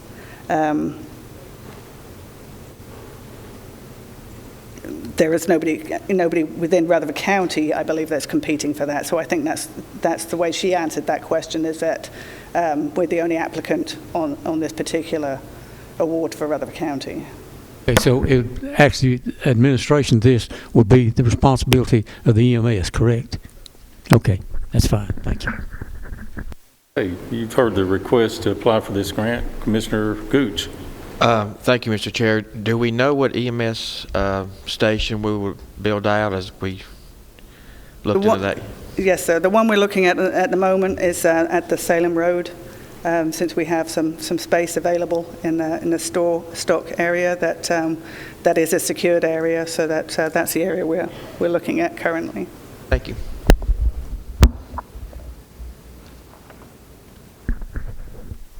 You need a motion to approve? I do. Motion to approve. Mr. Johnson makes a motion to approve. Do I hear a second? Second. Second, Commissioner Gooch to apply for this no matching grant. Any other discussion? Hearing none. Oh, Mayor. Thank you, Mr. Chairman. I'll just make one comment that I want to give kudos to Director Hudgens for convincing Ms. Martin to come to work for us. She comes with a great technical base. Her knowledge is excellent in this area. It can do a lot for our community. And I found out just the other day, she didn't like people to know that, but she does have a law degree, so that we really got a steal when we got her. So let's say congratulations, Carl. One last comment. Proactive is a whole lot better than reactive. Yes, sir. Totally agree. Okay, any other comments? Hearing none, call roll. Commissioner Dodd? Yes. Commissioner Gooch? Yes. Commissioner Johnson? Yes. Commissioner Piercy? Yes. Commissioner Stevens? Yes. Commissioner Allen? Yes. Commissioner P? Yes, motion carries. Thank you, Denise, Carl. Okay, next is our solid waste fund budget transfer, and Mac, I believe you're up.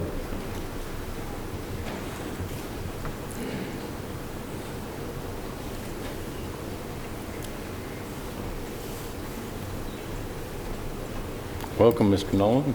Thank you. Good evening. We have several budget amendments. Which one are y'all looking at first? 30,500.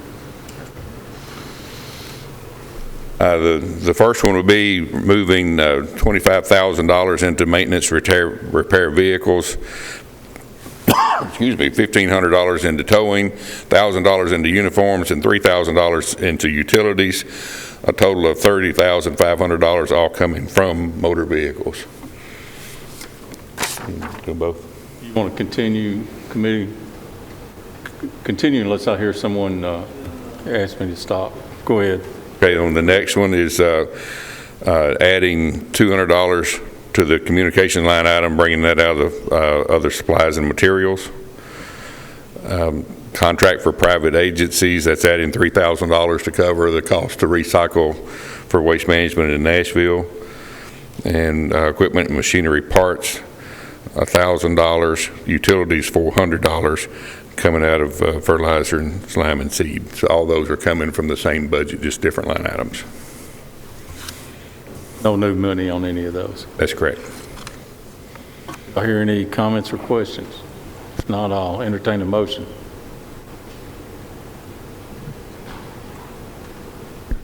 Motion to approve. Motion by Commissioner Piercy. Second. Second, Commissioner Dodd. Any other questions for Mr. Nolan? Hearing none, call roll, please. Commissioner Dodd? Yes. Commissioner Gooch? Yes. Commissioner Johnson? Yes. Commissioner Piercy? Yes. Commissioner Stevens? Yes. Commissioner Allen? Yes. Commissioner P? Yes, motion carries. Okay, then you've got the next one too, an application for a state litter grant. Yes, this is the litter grant we normally do every year. Usually we have to do a resolution through the county commission, but they said we didn't have to do that this year because of the virus. But we still have to put out the application. It's a little higher this year than it has been. It's $113,200 instead of $112,900, I believe is what it's been. But this is the budget that we run the litter crews, picking up on the side of the road. The educational part of our department comes through this grant as well. It's $113,200 total, $33,000 and $960 has to be spent on education, cannot be spent on anything else. Motion to approve the free money. Motion to approve, Commissioner Johnson. To apply and the mayor sign. I have a motion. Do I hear a second? Second. Commissioner Stevens seconds the motion. Any other discussion? Mayor? Thank you, Mr. Chairman. Members of the committee, if you'll look, I'd like to kind of put a spotlight. Ashley McDonald, and working with Mac, Ashley put together this education plan as our public information officer about how she's going to be working with students. I think she met with them tissue just this night before last. I had 5 different interns that are working with her, going to be working with Rutherford County, helping develop how to get the message out. Ashley designed this real nice Recycle Right with our logo in the middle of it. Student education, public education, government education, and between she and Mac, they've done an excellent job on putting together this plan that's going to take us forward, to reach that goal. And our goal is to have the cleanest county in the state of Tennessee, and they're going to be working hard, making sure we start educating at the early level of how to recycle. We've gone over this in years past, and it picks up a lot of steam, and then it kind of levels out, and then it kind of fades away. But it's time to start paying attention to it, because there's going to be, as our growth continues in Rutherford County, there's going to be more problems with trash, more people throwing it out on the side of the road, and until we decide what we're going to do with our waste stream, that's why we're putting out the RFI and an RFP in the next few months. This educational plan, once school starts back in the fall, will be very instrumental in helping direct our county. So thank you, Mac, and thank you, Ashley, if you're watching. Yes, had a meeting this morning with Bill Cope, our superintendent at the Correctional Work Center, and Mr. Nolan as well. I had suggested to them, could we work out, because right now Mac's got a team that has a gentleman who comes over and picks up inmates at the Correctional Work Center, takes them out. His team is doing our county roads. Bill Cope has, matter of fact, David Gammon, our commissioner, is actually heading up the team as an employee of the Correctional Work Center, and they are getting grants to pick up the litter, and they're doing the state routes, and just recently got the grant to start picking up I-24 and 840. And it just seemed to make sense to me to bring the two of them together. Mac is willing to give up the oversight for that litter team and shift it over to Bill Cope under the direction of his superintendentship. And because the inmates are getting more and more difficult to handle, and many times his employee is not trained the way that the correctional officers are trained, and many times they'll push his employee to do things, or just try to get by with things. They'll lie, they'll whatever they have to, and they end up getting phone calls. They get one phone call a night, and they'll have somebody drop contraband on the area or the road that they're going to be picking up the next day, and they try to smuggle the contraband back in. And a lot of the inmates talk, and they all want to go to work for Mac because they're not paying the same attention as our guys. You know, they refer to it as they want to get on the happy bus and work for Mac and pick up trash because it's not the same. So in order to make it, to create the problems with inside the Correctional Work Center, Correctional Work Center is going to take care of our trash, and Mac is going to take care of the educational part of this grant, and they're going to work out the details on that. So he'll take the trailer that he has using, they'll shift it over, and Bill will pick that one up, and he's having one made already in his budget. I think Williams out in Rockville, I believe, is manufacturing that. We'll have a porta potty on the back. And the 2 new vans that we bought for the Correctional Work Center, so they'll be out picking up trash all over the county with their trained workmen. So, did I miss anything, Mac? The other thing is efficiency. Leave it starting from the workhouse and returning to the workhouse. They're going to be more efficient than we have been, because we have to leave our office, drive across town, wait and check out the inmates, then get them, go get them, do our job, bring them back, check them back in, and then come back to the office. So there's roughly 2 hours a day killed just trying to 2 of the inmates get in a fight while they're picking up trash, then they got to stop and load all the inmates that they've got and bring them back to the workhouse, whereas the workhouse could call one of their officers to come pick up that one instead of having to transport all 12 of them back. Let them keep on working. The efficiencies seem to be working well, and I was glad to see both Mac and Bill work together and make it more efficient in picking up our trash.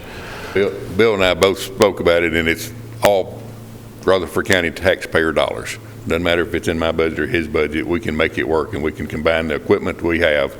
That would give us 4 little crew vans and 4 little crew trailers, and he winds up with an extra position to put one in, and I mean, it should be much better. Yeah. Okay, is there any other discussion? We do have a motion and a second to apply for the state litter grant. Hearing no other comments, call roll. Commissioner Dodd? Yes. Commissioner Gooch? Yes. Commissioner Johnson? Yes. Commissioner Piercy? Yes. Commissioner Stevens? Yes. Commissioner Allen? Yes. Commissioner P? Yes, motion carries. Okay, next up is Mr. Chris Clark. He wants to talk about an application for the Fema Public Assistant Program Grant. Must be a mistake here. Usually we put new guys at the very end of the agenda, didn't it? But I guess we'll go ahead. I think I'm at the very bottom on another one. So this public assistance grant it's nothing new. It occurs a lot of times when we see disasters, and it's a way to be reimbursed at least 75% of our expenditures during a declaration disaster. So we're requesting that we apply for this grant to receive 75% reimbursement of the items we've spent on COVID-19.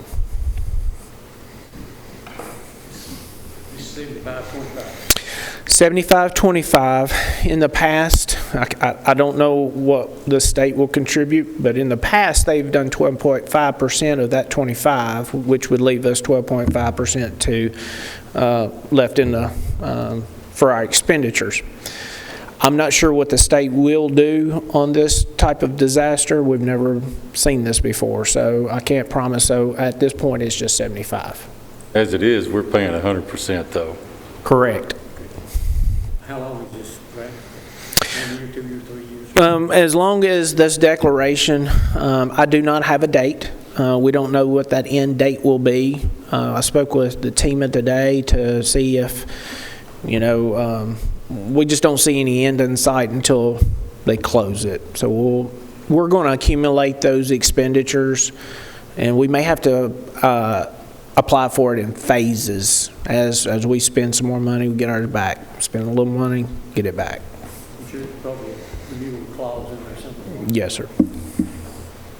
This came through public safety. Motion to approve from Commissioner Johnson. Do I hear a second? Second. Commissioner Dodd, thank you. Okay, I have a motion and a second for the FEMA Public Assistant Program Grant. Any other discussion? None, call roll, please. Commissioner Dodd? Yes. Commissioner Gooch? Yes. Commissioner Johnson? Yes. Commissioner Piercy? Yes. Commissioner Stevens? Yes. Commissioner Allen? Yes. Commissioner P? Yes. Motion carries. Okay. Okay, please continue, Chris. Our second grant we're requesting to apply is the EMPG grant, and this is a 50-50 grant. We're trying to find ways of paying for our expenditures during COVID-19. This is another avenue, and our intentions is what the 75 doesn't cover, we're going to try to apply 50-50. And the priorities are,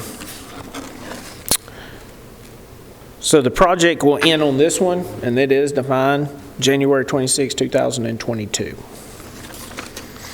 And so we can apply for priorities as COVID-19.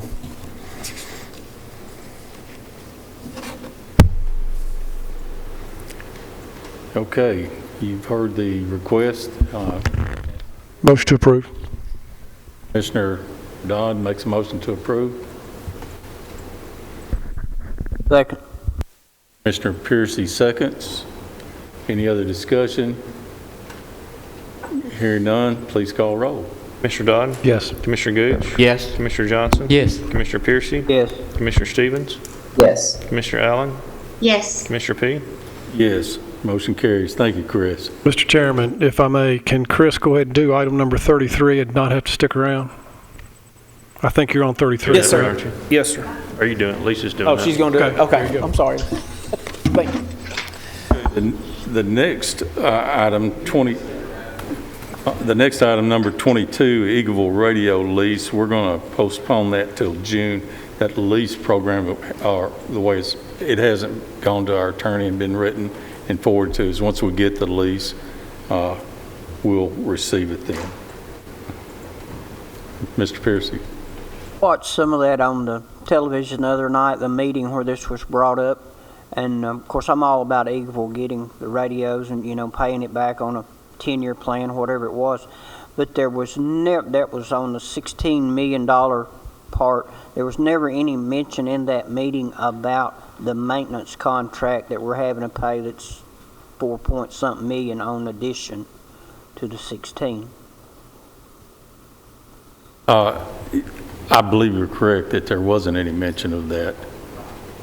But basically, I think that $16,500 that they be paying per year, I believe, or my number's correct there. I don't know if that took that into account or not, or if that's just the cost of the lease on the radios. Do you know, Mayor? No, I don't. Like I said, this will come back to us in June, so we'll Yeah, we can find out. We'll have your number, Commissioner. But like I said, we'll see this in June, so we won't be discussing that tonight, unless you've got another question. I'm afraid I wasn't very helpful there. Okay, number 23, General Purpose School Fund Budget Amendment, and I'm thinking that we should have someone online there. Doug, or you? You do, Commissioner. We've got 6 budget amendments here. If we'll take, if we could take these, our general purpose, and then go to our capital projects, and then end up with building program. Would that work? It does. Please continue. All right. We got general purpose fund budget amendment for medical and life insurance cleanup. This amendment reallocates $394,010 in already budgeted medical life insurance dollars to the major functions where it's now needed after our open enrollment and the addition of new employees. This is just a routine amendment. Number 2 in the general purpose fund budget amendment, this is a certified line item cleanup and PRN payroll overage cleanup. This amendment adjusts already budgeted teacher and nurse pay by moving a total of $1,108,570, which $947,020 of it is salary, and the $161,550 for the related benefits. These line items are in our budget and are needed this year. One of the things we did that changed this a little bit with our teachers is that we moved our personal finance out of our career and technical education and put it into our general ed. Now in CTE, you have a pupil teacher ratio of 1 to 20, whereas in general ed, we can go 1 to 35, so that kind of saves us money there. This amendment is less than 0.5% of our budget for these employees. The third one is a general purpose budget amendment for the hybrid plan of our retirement. The state requested that we use a new object code, which is 217, to record employer contributions to the hybrid retirement plan for teachers and other salary employee that are on the CRS hybrid plan. It moves approximately $1,062,500 from object code 204 for traditional retirement for the new object code, which is 217. Any questions over those three amendments? All right, motion to approve these amendments is presented. Okay, you've heard the request for these three budget amendments. Do I hear any discussion or a motion? Mr. Chairman, I'll make a motion that we approve as presented. Okay, Commissioner Allen makes a motion to approve. Second. Commissioner Dodge seconds. Any other discussion or questions for Mr. Spurlock? Hearing none, call roll, Mark. Commissioner Dodd? Yes. Commissioner Gooch? Yes. Commissioner Johnson? Yes. Commissioner Piercy? Yes. Commissioner Stevens? Yes. Commissioner Allen? Yes. Commissioner P? Yes. Motion carries. Okay. Mr. Chairman, to regress back to the Eagleville, I just got a text from Peter Rogers. Peter said that the maintenance agreement only deals with the infrastructure and not individual subscribers, so it does not affect the Eagleville lease. Thank you. Maintenance contract did not cover the radios? It only deals with the infrastructure, not individual subscribers. I guess we'll get a clearer definition next month in June. Okay. Thank you. Sorry. Ready for capital projects. All right. Next is the capital projects fund budget amendment, and Mr. Spurlock, I guess we're back to you. Yeah, we've got two here. The first one is the 2018-2019 Capital Project Fund 177 amendment. Just a routine budget amendment to reduce the committee capital projects fund balance and increase the budget expenditures as detailed in the liquidated end of the year purchase orders from the 2018-2019 carryover projects. All these expenditures were approved by the County Commission in fiscal year 2018-19, and the capital projects were in the process of being completed on June 30th, 2019, when the books were closed for the fiscal year end, and the encumbrance were liquidated at that time. The other one is for the 2019-2020 Capital Fund, 177 Educational Capital Project Fund. What we're doing here is available funds to be used to address additional priority capital projects as detailed in our enclosed Capital Projects Fund plan. Motion to approve these carryover, address a capital project and prioritize needs as presented.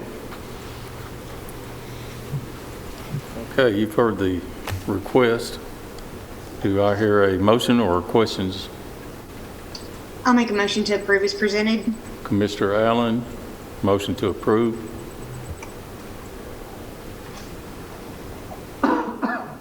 Second. Mr. Stevens seconds. Is there any further discussion? Hearing none, call roll. Commissioner Dodd? Yes. Commissioner Gooch? Yes. Commissioner Johnson? Yes. Commissioner Piercy? Commissioner Stevens? Yes. Commissioner Allen? Yes. Commissioner P? Yes, motion carries. Next is our Education Building Program Fund Budget Amendment. Yes, this proposed budget is the amendment for the Building Program Fund, which moves its budgeted funds within Rockville High and also Rocky Fork Elementary School to allocate adequate funding for classroom whiteboards and student furniture for the school libraries. The remainder of this amendment is a small cleanup that we had on the Oakland Middle School Annex and to true up other projects, excuse me.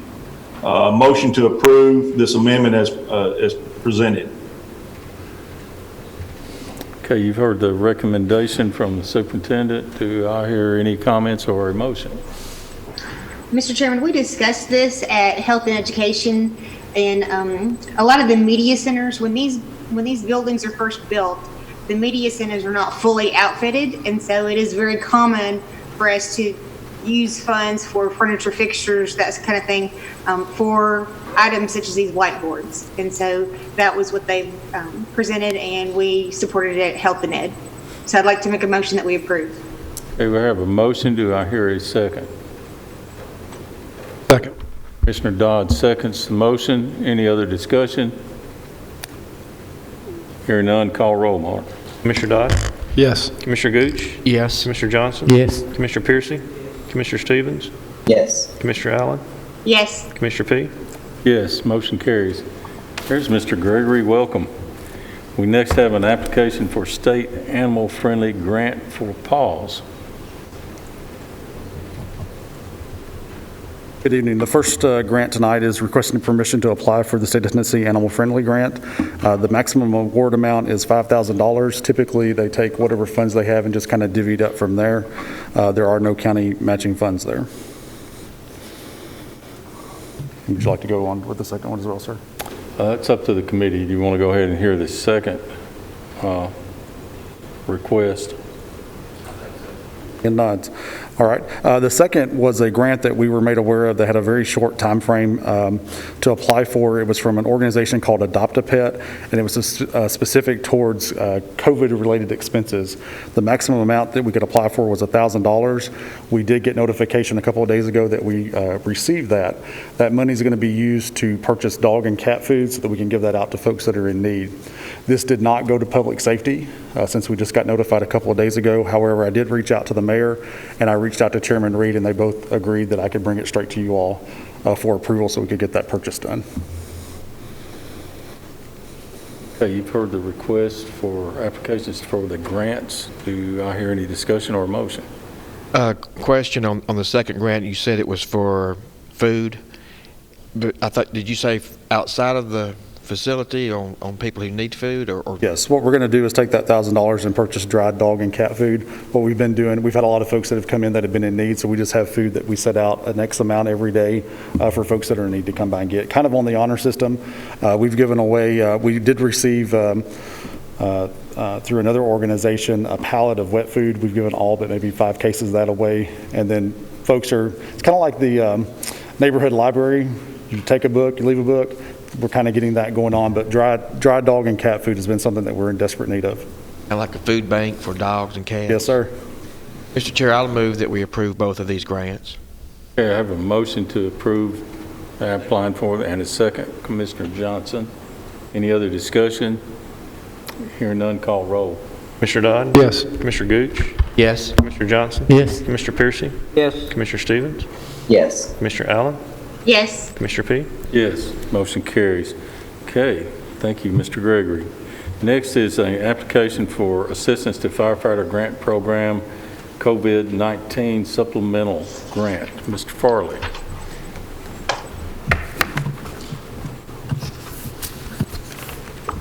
I'd like to request your permission to apply for a Fema AFG grant for COVID-19. It's a $100,000 grant.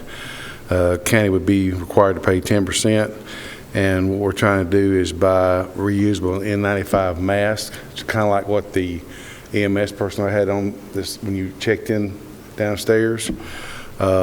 We think we can buy enough to cover all of our fire, EMS, and all the sheriff's office. It's a reusable mask with cartridges you can change out.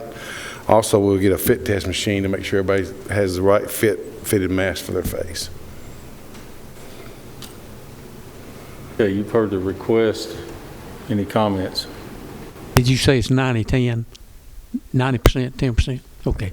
Motion to approve. Motion to approve, Mr. Johnson. Commissioner Johnson? Second. Second, Commissioner Piercy. Any other discussion? Hear none, call roll, please. Commissioner Dodd? Yes. Commissioner Gooch? Yes. Commissioner Johnson? Yes. Commissioner Piercy? Yes. Commissioner Stevens? Yes. Commissioner Allen? Yes. Commissioner P?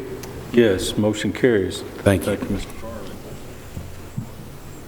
Okay, next is a Health Department contract amendment, and this is something we do about once a year, and I believe that Lisa's probably going to catch this for us.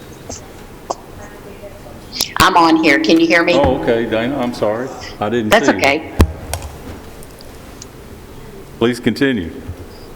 Yes, sir. Good evening, Commissioners. I am bringing the grant amendment for our pass-through dollars grant that we have with the State Department of Health. This is just cleaning up our contract. After the raises were given to the employees, we needed to make the contract match what is actually happening in the current budget year. So I present that to you tonight. I'll make a motion that we approve as presented. Second. Okay, we have a motion and a second. Any questions, or Dana? Hearing none, call roll, please. Mr. Dodd? Yes. Commissioner Gooch? Yes. Mr. Johnson? Yes. Commissioner Piercy? Yes. Commissioner Stevens? Yes. Commissioner Allen? Yes. Commissioner P? Yes, motion carries. Okay, Dana, continue, please. That's all I have for tonight. Okay, I'm sorry. That's okay. Thank you, guys. Appreciate it. All right. By the way, with you there, I want to give you my sincere thanks, and I know you've been overloaded with this epidemic that we've got going on, and my heart goes out to you because I know you've been busy. Thank you. Thank you, Chairman, and thank you, Commissioners, for your support. We really appreciate it. Okay. Next up, and is a general fund budget amendment for retiree health benefits. And these are actually for the new retirees that we picked up since we set our budget last year. Yes, sir. Yes, sir. This is an increase to the other fringe benefit line of $57,000, and as Commissioner P said, it is the county's portion of the retiree premiums. So we are requesting to move $30,000 out of our unassigned fund balance and $27,000 that we're not using out of the employee independent insurance. That was our pooled amount that sometimes we use to balance out our current employees' health insurance. Okay, you've heard the request. Do I hear a motion or any questions? Motion to approve, Rule 10 for me. Commissioner Johnson makes a motion to approve. Do I hear a second? Second. Commissioner Gooch seconds. Any further discussion? Hearing none, call roll, please.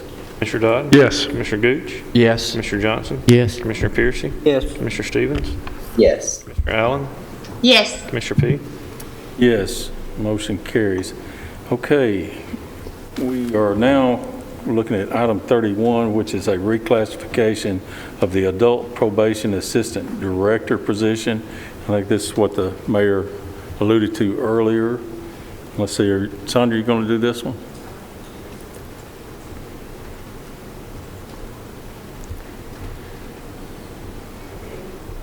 Good evening. Mayor Ketron mentioned earlier whenever he introduced Ms. Breeding, we had looked at the operations of the two departments, the probation department and the recovery department. When we first took on the probation department, we did not have all the programs that we currently have in place in our recovery court. And, you know, we have the drug court, DUI court, veterans, mental health, co-occurring, and we last year added reentry. So that leaves 6 programs in our recovery court, which makes it a little bit of a daunting task to manage those 6 programs and oversee probation. Alyssa had been with PCC before the county took over the probation operations as the assistant director, and the county kept her on. She has pretty much been running the majority of the probation operations outside of, you know, an employee issue or something like that, even under the prior director, Trey King. So the mayor and I discussed it and thought that this would be a good time because it is so much for one person to oversee all of those operations if we severed the 2 departments. I got together with Ms. Nolan in finance to look at the salaries and the line items to see if it would be an increase to the budget and we would need additional monies, and we have determined that it could be done within the existing budget that we have, so there would be no new monies. It would just be taking Ms. Phillips up a couple of pay grades, but then we would take the recovery position down a few pay grades, so it kind of balanced it out, 2 up, 2 down, and I don't know if that was the exact number, but it did not increase the overall budget. So with your permission, we are requesting to make this, to get your approval for this change. Okay, folks, you've heard this request. Commissioner Gooch? I'll move for approval, Mr. Chair. Motion to approve. Commissioner Dodd seconds. Or is there any other discussion? So we're really not creating any new positions, just shifting 2 around? Yes, sir. One thing I will mention is she did say that this is within their budget for this budget year, and we will be looking at this in the new budget coming up in this month and later in June, so we'll have a chance to weigh in on what we think there. Okay, we have a motion, a second. Any other comments? Hearing none, call roll. Commissioner Dodd? Yes. Commissioner Gooch? Yes. Commissioner Johnson? Yes. Commissioner Piercy? Yes. Commissioner Stevens? Yes. Commissioner Allen? Yes. Commissioner P? Yes, motion carries. Thank you, Sonia. Next is a debt service fund budget amendment. I'm just going to guess that Lisa's going to do this one for us. Yes, sir. So this fiscal year, we issued debt for the communications project. This time last year, we were estimating what that cost would be. So now that that is done, we know what it is, and this amendment is requested to clean up our debt service fund for all those transactions. After all is said and done, recognizing the bond proceeds and either increasing or decreasing various appropriations, we will have an increase to the assigned fund balance for debt service of $146,384. Okay, you've seen this, basically a cleanup of our fund balance. Do I hear a motion or discussion? Motion to approve. Johnson, a motion to approve. Commissioner Piercy seconds. Any other questions for Lisa? Hearing none, call roll, please. Commissioner Dodd? Yes. Commissioner Gooch? Yes. Commissioner Johnson? Yes. Commissioner Piercy? Yes. Commissioner Stevens? Yes. Commissioner Allen? Yes. Commissioner P? Yes. And we're going to deviate a little bit from the agenda I got. It's old by a few minutes, and so we actually had one added. The item 33 now will be EMA, and this is for exempt overtime pay at straight time, which we started, what, in Yes. April 2nd? But April 2nd. This relates to the public assistance grant that Chris presented to you and you approved for our application. In our handbook, if a disaster is declared, and this COVID deal was, it allows for our exempt employees to receive time at straight time. And so this request is to provide funding to pay those to non-exempt, and then pay some overtime for some employees that instead of going to comp time, to go ahead and pay out their overtime. So this is as Chris mentioned, this will be applied for toward that grant to get 75% of this cost back. So this is a request to increase overtime $18,000 plus related benefits with a reduction of their unassigned fund balance of $21,215.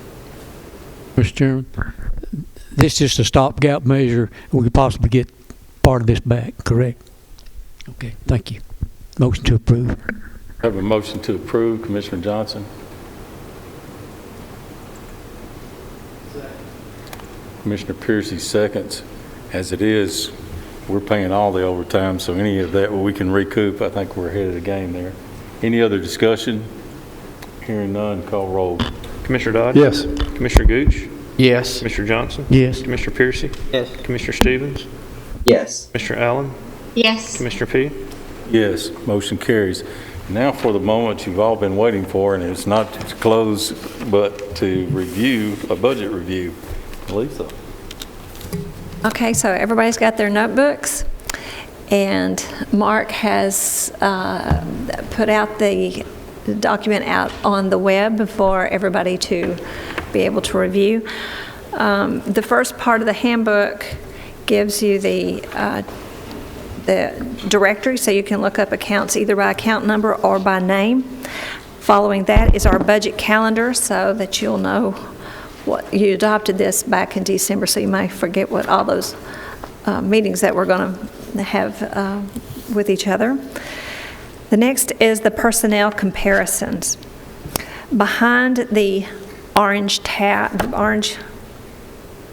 page are all the positions that were requested by departments. There were a total of 54 requested positions in the general fund with 2 reductions. There was one position that was transferred from one department to another. And then the ambulances requested 8 new positions. So that was what was requested. Under the yellow tab is what the mayor has recommended in his recommendation, and it is a total of 19 new positions. And it's recommending all 8 that was requested by the ambulance fund. Behind the purple tab, this is what our property tax will generate based on the assessments that we received from the assessor about mid-April. So based on assessments of $9,778,000,000 and public utility properties of we'll round it, $245 million, will generate, using the same property tax rate that we have to date, after a 4.5% delinquency calculation, we would anticipate in total $212,435,812 coming from the current levy. Of that amount, because of us sharing funds with the city school board, we're anticipating their portion to be $15,118,000. So a total for all funds, $197,317,000 in current property tax. So when we talk about the general fund penny, it's $957,177. A school penny, because of the share, is $812,835. Of course, we will go in detail, but I want you to go to the next page after that penny discussion. If you can read this page, it's a little small. You might have to get your magnifying glass out. But this is the summation of all the work that we are to date. Revenues for all funds, and this is the work that the school board was at as far as, I think, April 27th was our last meeting. The school board, the highway road board, and then all of the general fund and debt service. Estimating at this point, and this is a budgeted fund balance, this is what the fund balance is on our books at the end of April for all funds, total $155,129,000. Estimating revenues, all funds, $623,397,223. With appropriations estimated at $658,228,432. So we would be using to fund this budget, as presented, $34,831,000 of fund balance. So the second part to this is with that fund balance that we have on our books today, and I keep going back to that because in June, we will be coming back and estimating our revenues for the current year. You've seen all along when we do the revenue review, they're all green lights. We've got a few more months to go on some of those, but we will clean those up and get as close to what we think is going to be. And I do believe that is going to improve what our beginning fund balance is going into next year. But as presented, if we don't get more than what we budgeted and we spend every last dime that we have appropriated, with this budget, using our test of our fund balance, we're presenting a 21.47% fund balance in the general fund, where our requirement is 15. Schools are presenting a 4.42% fund balance with a requirement of 3. The debt service is showing an 84% fund balance. That will improve. You remember I showed you that we've already hit 100% of our revenue projections already in the debt service. But we may have something later as we get to that discussion as the school board's finalizing their next new school, what that next potential borrowing will be. And we will probably add, before we adopt the final budget, an estimate for a debt service payment for a new issue. As you go through these revenues, you'll see that we dropped some revenues that we think is that's gonna go, particularly sales tax. And what we've estimated on sales tax, I used the 17-18 actual amount that we received and added 5%. Is that too much or not enough? Another item that we more than halved was hotel motel tax. Last fiscal year, we received $4.5 million. I dropped it down to 2. Another significant item, and we'll just go into the general fund. I'm looking at the revenues. When you have time to go back and look, it's interest revenue. As Mr. Brady was talking about how much our earnings rate has reduced. What we received last fiscal year in interest income was $2,290,000 in the general fund. I've dropped that to $412,000. I mean, from 2.3. That's huge. That's huge. Hotel motel tax is huge. Now the sales tax, when you look at the general fund, when you look at general fund, solid waste, and the road board fund, we're only speaking to the sales tax that's generated in the rural area. The largest amount is sitting over there in schools where they get, half of all, regardless of where the sales tax is, they're going to get half of the local. So when you look at how much that we're getting into the general fund, it's only 20% of that rural area. So while it's a drop, it's not the largest revenue that we're getting into the general fund or highway. Solid waste is 60% of that. But as we go through and look at solid waste, their fund balances, they've got a good cushion for them.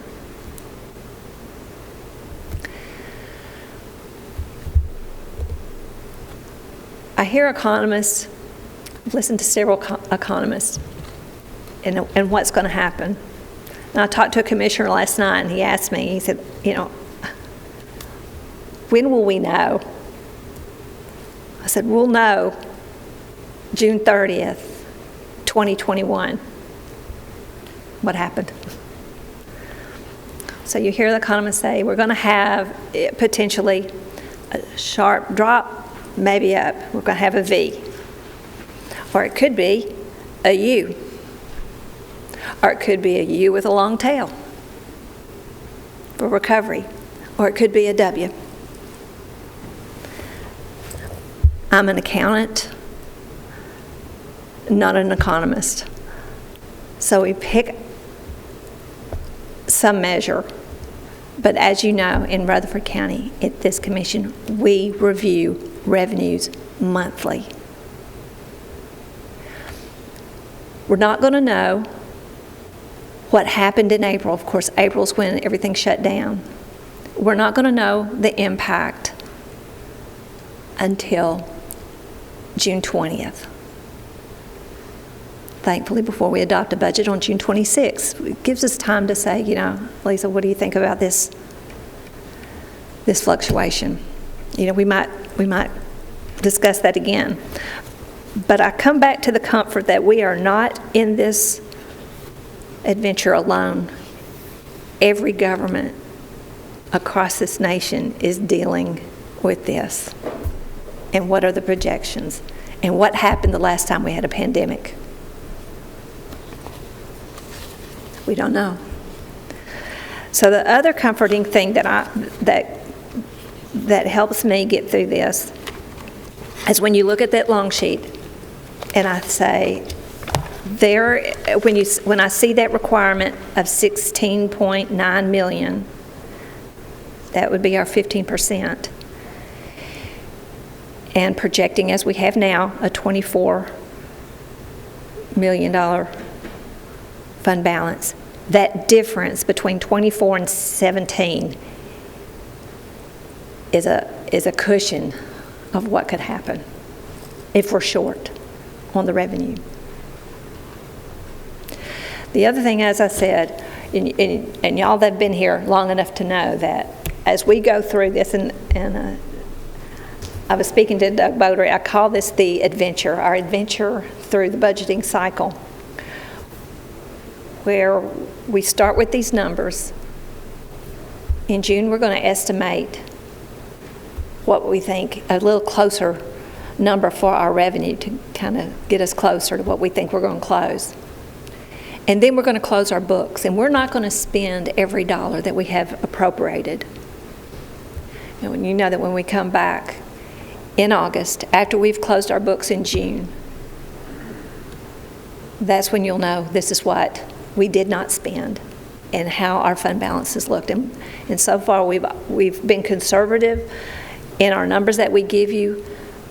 I would rather be beaten up for coming in with fund balances better than coming in and saying, oh, sorry, it's not as good as what we thought. But that's how Rutherford County does our budgets.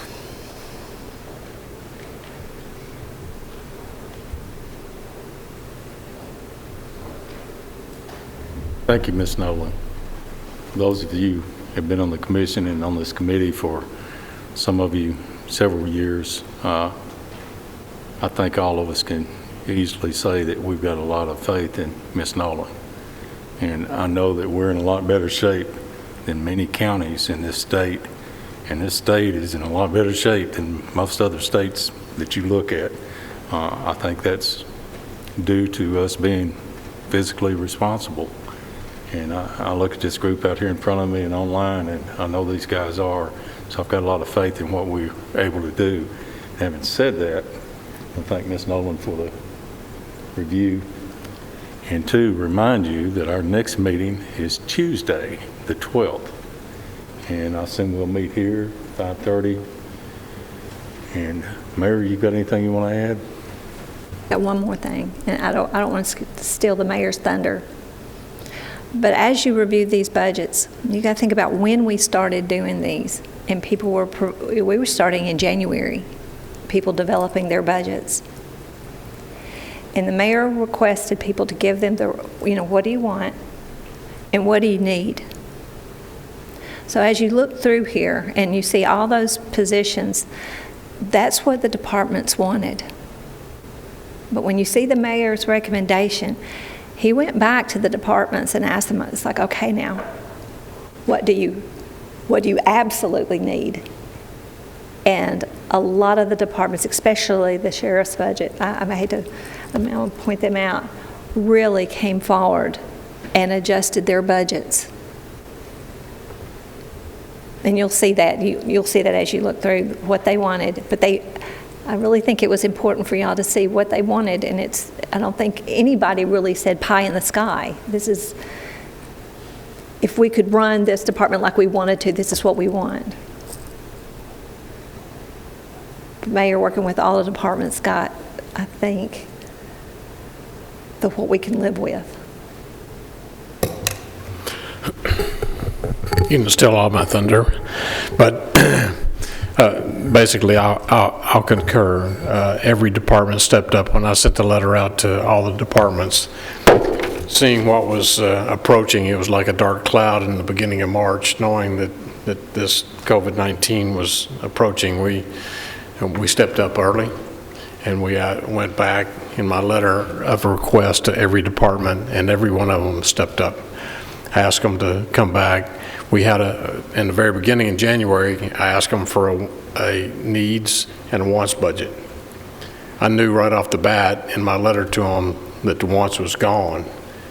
Bring me a bare bones budget, not even a needs budget. Sheriff is here, Carl is here, Mac is here. Of course, Mr. Clerk just came on board, and he's only been here for a few weeks, but every department responded and knew this cloud was coming, this dark cloud was coming, and we knew that we were going to have to step up, and I'm just so proud of all of our employees who had some influence on making the cuts, suggesting the cuts, doing what we can because of the loss of revenue. But I think at the end of the day, come June 30, or on the date that we set our final tax rate, I think we're going to be pretty good. I'm still working on the budget. I'm still looking for other ways, other things that we can cut. I've gone to some of our constitutional officers. I've asked them, what can you give up? How many employees can you give up? Can you give me 3 cars? You don't need those. Can I ship them somewhere else? We're doing a lot of work. Working hard. The finance department's been stellar in this. I think everybody, it's all hands on deck, because we're all, as they're saying on every TV show, we're all in this together. And the good thing is, we're unlike a lot of private sector companies. We haven't closed the door. We haven't laid people off. Our people are not standing in line on the unemployment line. And we've been able to hold it together. So I just, a big thank you, and we'll continue to work on this over the next several weeks. Thank you, Mr. Chairman. Okay, last thing I wanted to say is thank all of you committee members. We had a very long agenda here. We finished it in about 2.5 hours. We were 2.5 hours at public safety the other night. So guys, you're doing a great job, and thank you. No other business. We are adjourned.